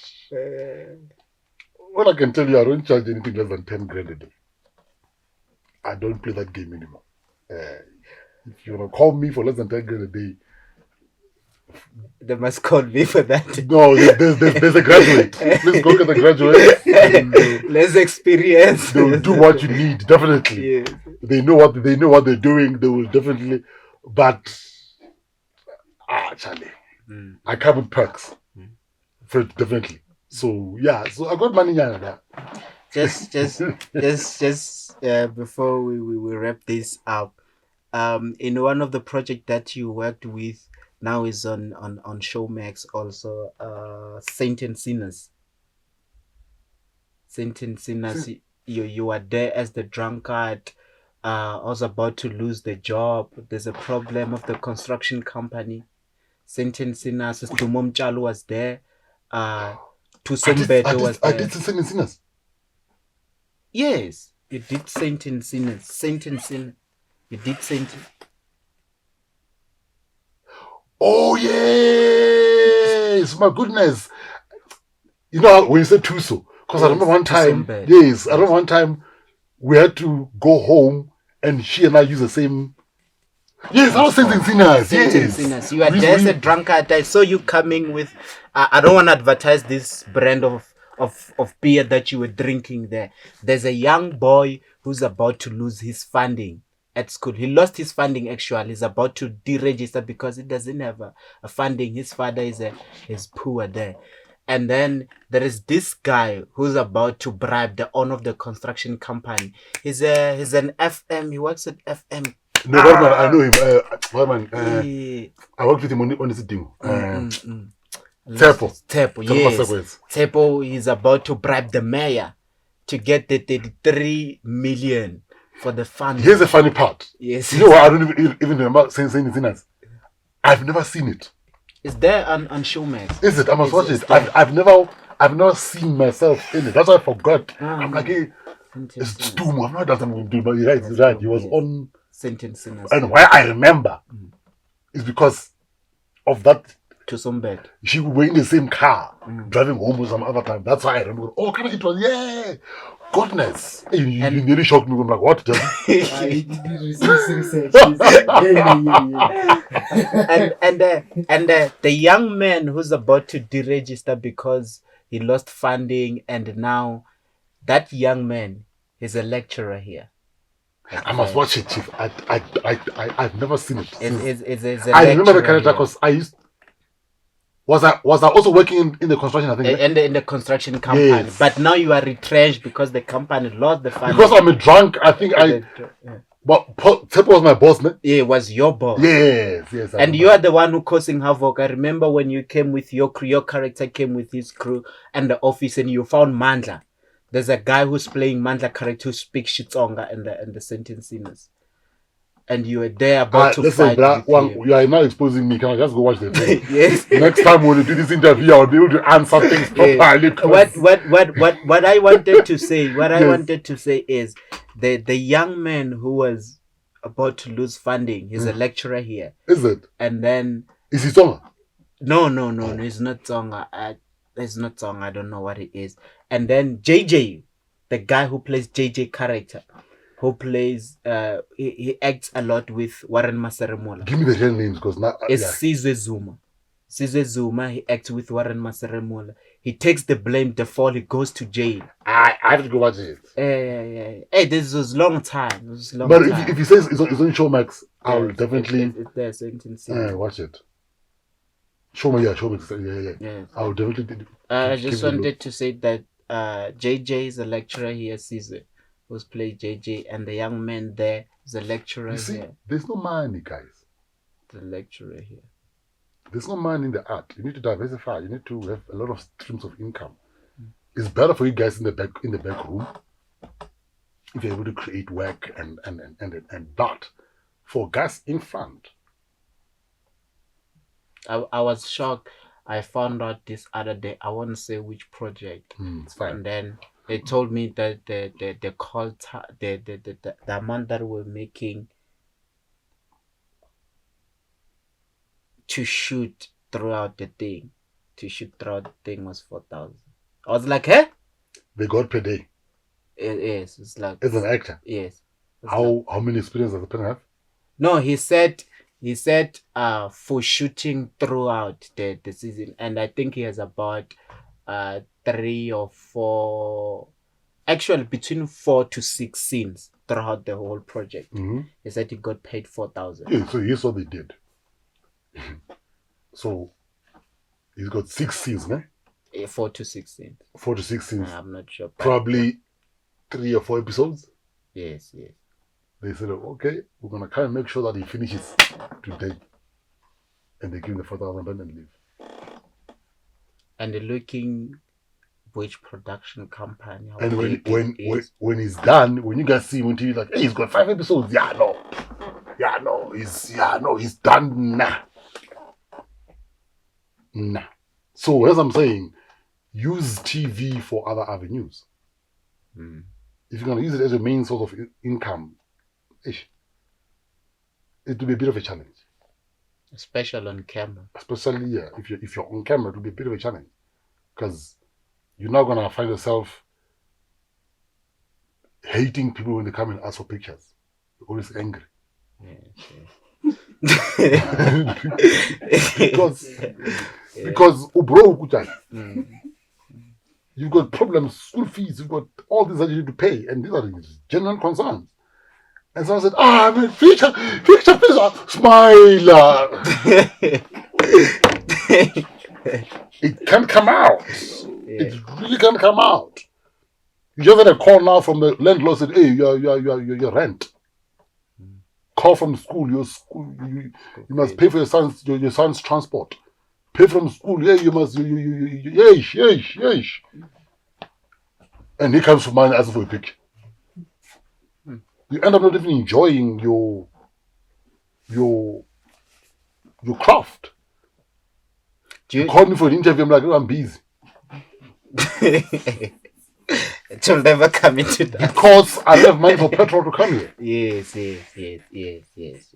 Because from St. Children to here, it's petrol. It's a lot. You know what I'm saying? So I don't have money to come here. As many as 100 rands to put petrol to come here, it's become a problem. So that's why we need to come up with other streams, guys. Please don't until hopefully one day when our saga is fought and we have fought and we've bargained ourselves as a collective and as a group to say we got royalties and everything. Hopefully, then maybe we can eventually say no, fine, let's not have. But either way, you always need streams of income, more than one. Sir, you have been in so many telenovelas. We're talking about SABC here, SABC 1, SABC 2, Inspire, Bone. It's a lot. You have won so many awards. A lot of people, they know you're out there. When you are out there in the mall, just being the normal you, shopping with your family, kids, or maybe in a restaurant, just having a milkshake or whatever. Do you have had time with fans who doesn't give you your personal time? They always want to invade your space. They want pictures, videos. Two things. Whenever I really go to a mall anyway, if I have to go, I'll go. You need to be aware at a certain point when, okay, now you're at this level, play here. I know there's a certain mall you're gonna go to. They won't stop you. It's not possible. It'll just be stairs and pass. But one thing that I try to do, if I'm gonna go into a public space, headphones on, walk fast. Because you are in a hurry, and it might look unfair, but if you stop for one person, you must stop for the next one. And immediately you stop for one person, even those who didn't see you. They someone come in. You see what I'm saying? Have a crowd. And then here's what it does. When you say, no, I cannot go, you now tend to be a bad person. You see, Black Twitter right away. Just so Fumani. He's such a horrible person. Yeah. You see what it does. So sometimes just prevent it, and you go to a funeral, guys. A funeral. Someone says, "Can I shoot a picture?" At a funeral. You go to a wedding. Someone says, "No, can I shoot a picture?" I'm like, guys, here's what you're not getting. If I agree with one, I have to agree with everyone. And automatically you've killed the attention from the attention. And I become now the selfish person. So it's not easy. Even when it's with family. So with my son, I always make sure, if I'm with my son, if you ask me a picture and I'm with him or my wife, they'll take a picture and shoot. Because what normally happens, and it looks like nothing, but it's a problem. You hear someone say, no, let's change styles. Guys, I need to go.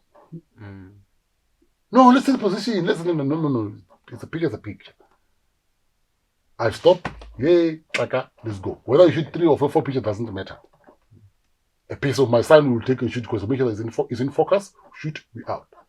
So it's a navigation that I'm sure a lot of public figures, they don't talk about it, but it's not easy, and you have to always find a balance between when you do it, how you do it, where are you, and because there's no way I'm having dinner with, or wherever I'm with my kids and family, I'll agree for a picture. There's place and time. If the place is not agreeing, I will not do it. If the time is not agreeing, I will not do it. But if it agrees, let's go. And also, and of course, this will not get into anyone's mind. We won't always agree. And just because we're saying no, doesn't mean we are looking down at you. I've got my own things as well that I need to go do. So it's not always about what you want. It's about what the moment is not needed or it's not agreeable. Let's move on. So, like, yeah. So if I'm with my family, Hashem, it doesn't matter how you feel about me. I will not agree. If I'm at a certain place, I will agree. If I'm at a place where I shouldn't agree, be angry at me. It's fine. I can't stop it anyway. How you feel about that? Yeah. Fence. Fence. They can build you, they can destroy you. I don't believe that they can never destroy you. Though. I don't believe they built. Here's my argument about that.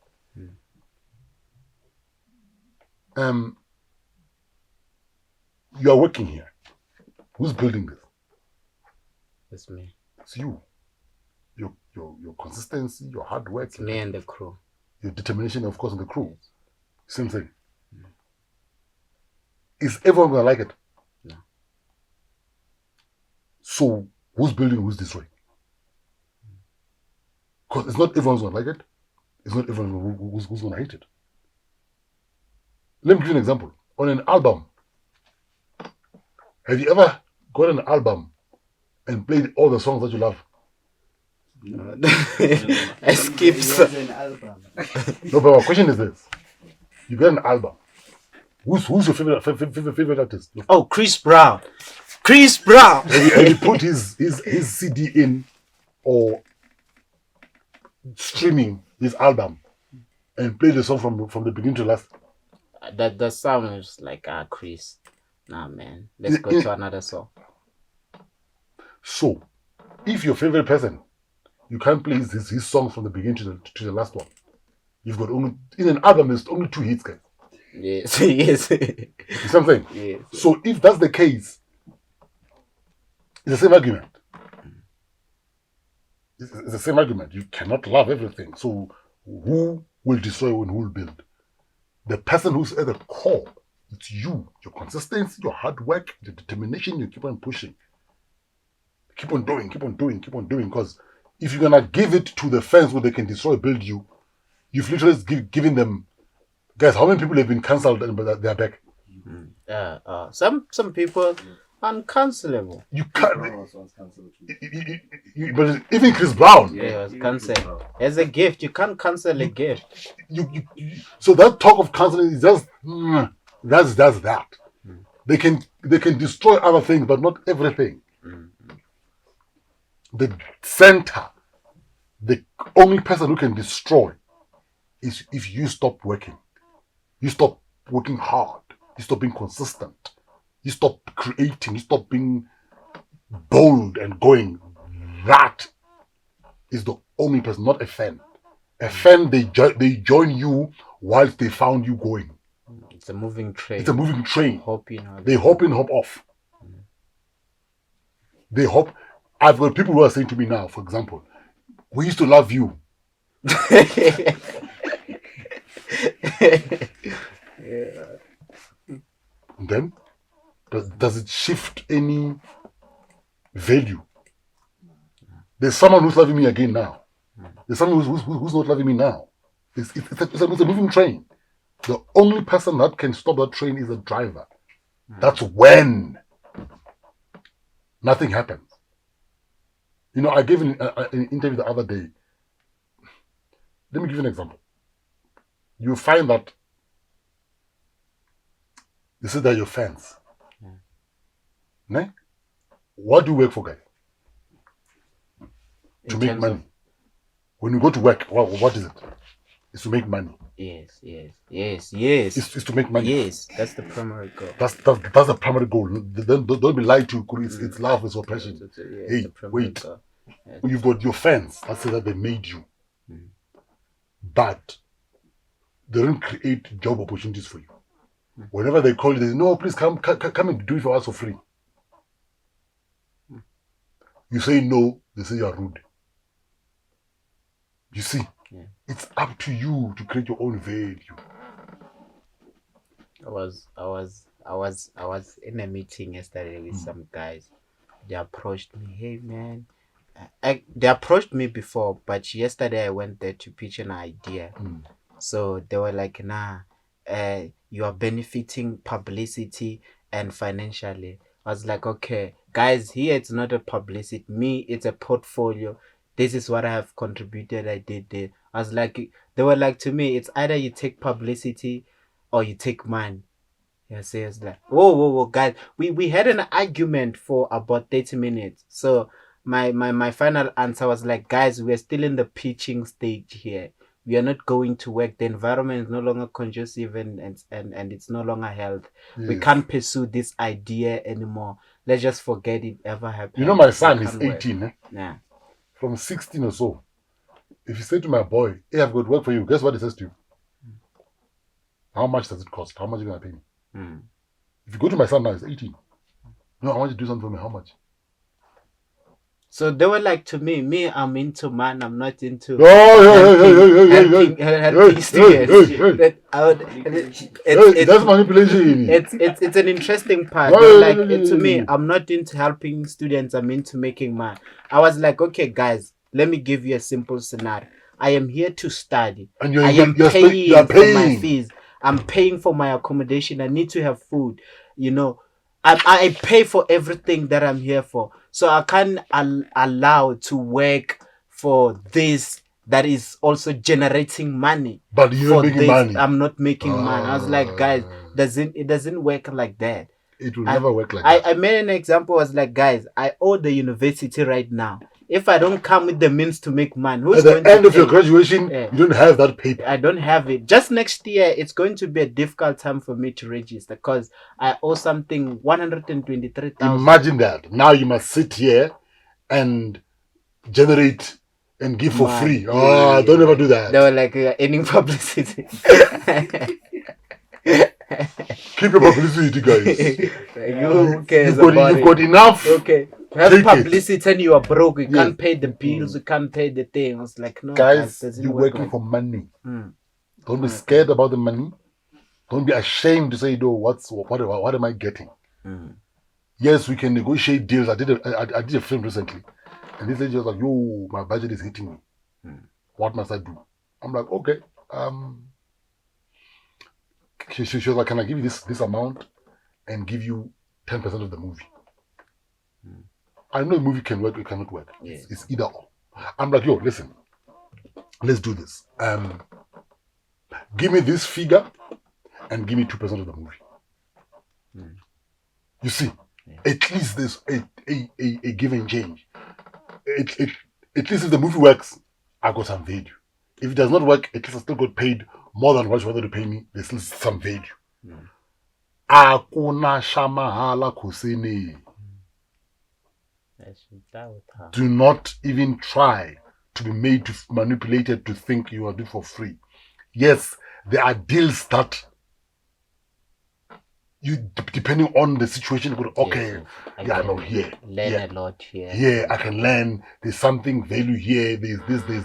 You see, there's also things that you can build towards. Go, oh, actually, here, even if I can take a cut here, yes, based on where you are at the particular time. My right must never be for free. Okay. No one must ever make you feel guilty. They make you feel guilty, walk away. Yeah. That's Because it means going forward, they're gonna manipulate you again for free. Because there's a company recently, again, I won't mention names. They're doing a very big show on TV. Not even recently. No. They call my agent. So my agent says, yo, Fumani, these guys want you for a role. Oh, okay, yay. They've cast me. Yes, they've cast you. We're just not negotiating money. So they're like, my agent says, how much do you want? I'm like, no, after everything, let's talk 10. Sharp. They come back. They're like, yo, they came with their offer. But they'll give you 3,000 a day. I'm like, no, as we agreed, via. That's for freshmen. Walk away from that. Yeah. And then the lady calls me directly, the casting director. Yo, no money, this is all we have. I'm like, yo, listen, I hear that, but it's just not economically viable. for me to take that figure. Because here's what you are saying to me. You are saying to me, I must come and look for 2,200 rands. That's what comes into my pocket. Already that figure, I can't pay my daughter's school fees. Let's forget all the other things. Already that figure is not even for grocery for my household. Yet you want me to come? Probably you're gonna clap my sins in one day, and I pay in 3 episodes for that money. So no, it's fine. Give it to someone. So a friend of mine works for a company. So I call him like, yo, what the hell? She's like, Fumani, I told them. I told them. It doesn't like it doesn't like honestly this amount for freshmen. Even freshmen, I think that's quite Exploitation. It's quite little even for that. Even for that, that's my feel. I feel these 3,000 guys. When I started working, it was 3,000. Even today still needs to be 3,000. 20 years later. 20 years later. So that figure for me is very problematic. And with the value of this 3,000 back then, it's no longer the same. No, value. it's this not. 3,000 can find it's worth 1.5 or 1.3. Charlie, full tank. It's full tank. It's one full tank. That thing. Before 10 years ago. Yes, 10 years ago, it was 10 rand. 50 liters of a car. That means it was 500 rand. 500, you left 2.5. Can do a lot. But you see what I'm saying? Now,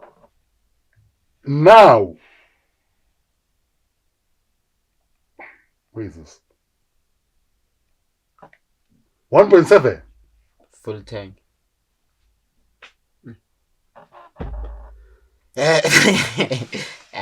So the industry. Some deals, look at them, find how values they can build you. Some deals just don't be exploited. Because once your value becomes a value. Could I cost 3,000? No, 3,000 you agree. I'll take it, yeah.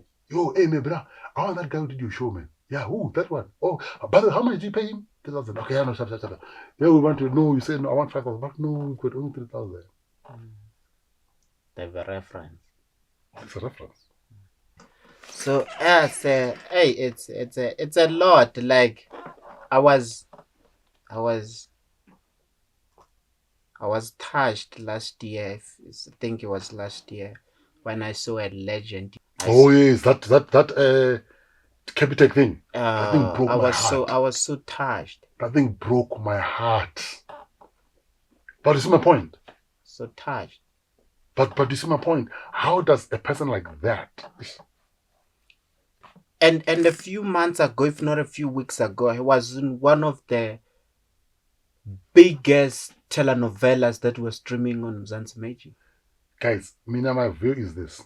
A person that age, they cannot come and work for 20,000 per call. It's too little. The amount of experience they have. The amount of time they don't have anymore. They don't have much work. They won't be cast everywhere. Give that person money. Because they can do one project a year and just go sit. They've opened up the path for us. They're tired. You can't call them for their experience and give them 3,000, 5,000, 10,000. Hell, not even 20,000 rand per day. It's so bad. So bad. And at times you find that it's us black people who are exploiting our own No, of course. Our own people. No, of course. No, of course it's us.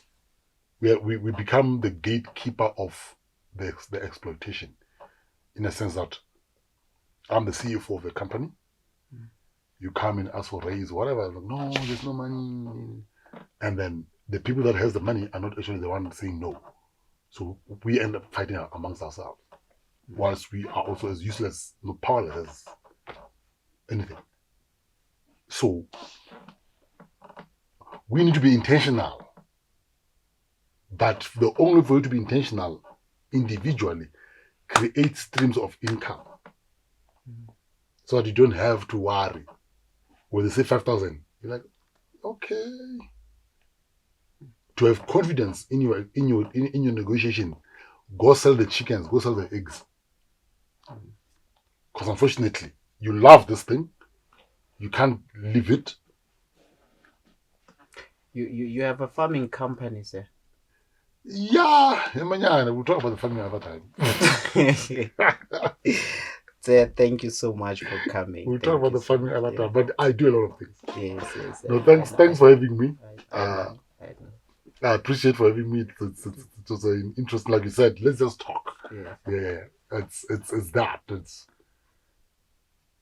the destiny is in our hands. The change, the train. You are the driver. No one else. Don't ever listen to anyone saying that. The only person who can change the thing that needs changing, that has an injustice written all over it. Take a spanner, throw it in. You'll get a lot of backlash. Ignore it. The more backlash you get, take another spanner, throw it in.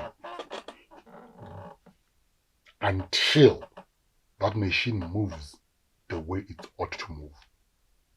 As XiTsonga, we cannot sit here as vendor people, as Ndebele people, as Swati people. Balubedu. We can't sit here and hope that the industry will think for us. It will never. The train is moving. It's up to us to say, how do we jump on that train? It's not going to stop for you. Put in the money. There's 20 million yen. Will do. Sir, 2021, during COVID times, when I started doing this, you were one of my first guests. I interviewed... Huh? You interviewed me? You interviewed me? Where? 2021. Let me show you something. It's okay, sir. In your age, sir, it may... Wow!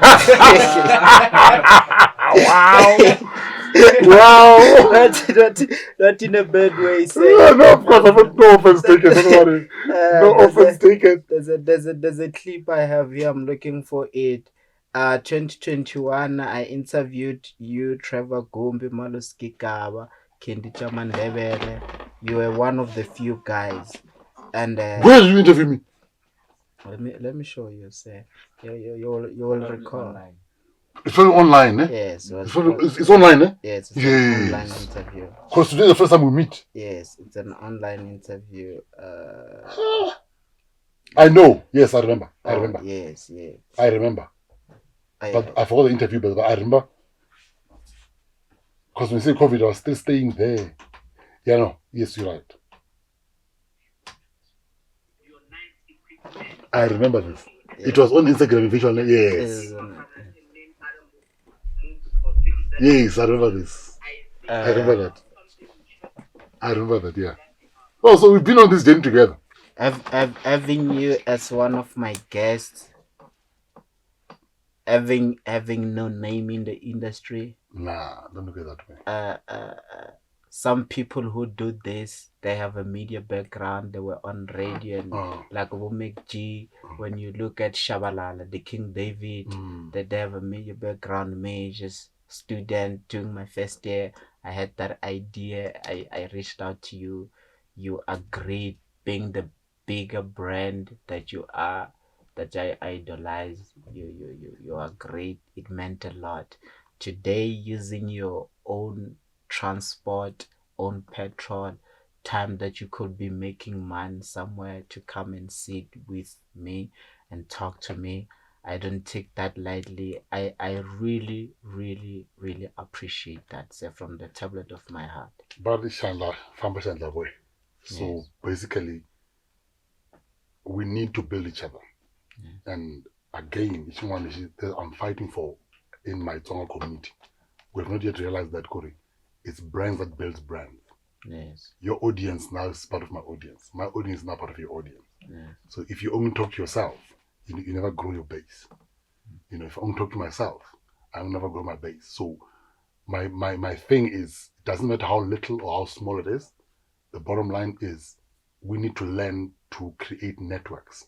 Networks are the only thing that will make us grow. You're never going to do anything by yourself. Try to shoot this thing by yourself. And let's see how it works. You see, so with that, my pleasure. I really appreciate Sure. because of you, Maluski Gaba, Kendi Chamandebele, DJ Arvona Nikukwez, Nelza, XiTsonga boy, XiTsonga boy. Because of this few that I started online, today we have so many people who are coming. They're on time, they're on transport. I really appreciate you guys online. You laid the foundation. Let's do it. For me. That when even now I approach people, I started this online. This is how I wish to do it. And that those who are kind enough, willing to come and do interviews for free with their own resources, I really appreciate it. Let's do it. I'm seeing more fire here. Yes, that's good. And I'm really thankful, sir. For sure, I'm really thankful, and saying that, sir, wishing you all the best in everything that you do, sir. Thank you so much. It does come to fruition. Thank you. Yeah, thanks. How long was this thing? Did you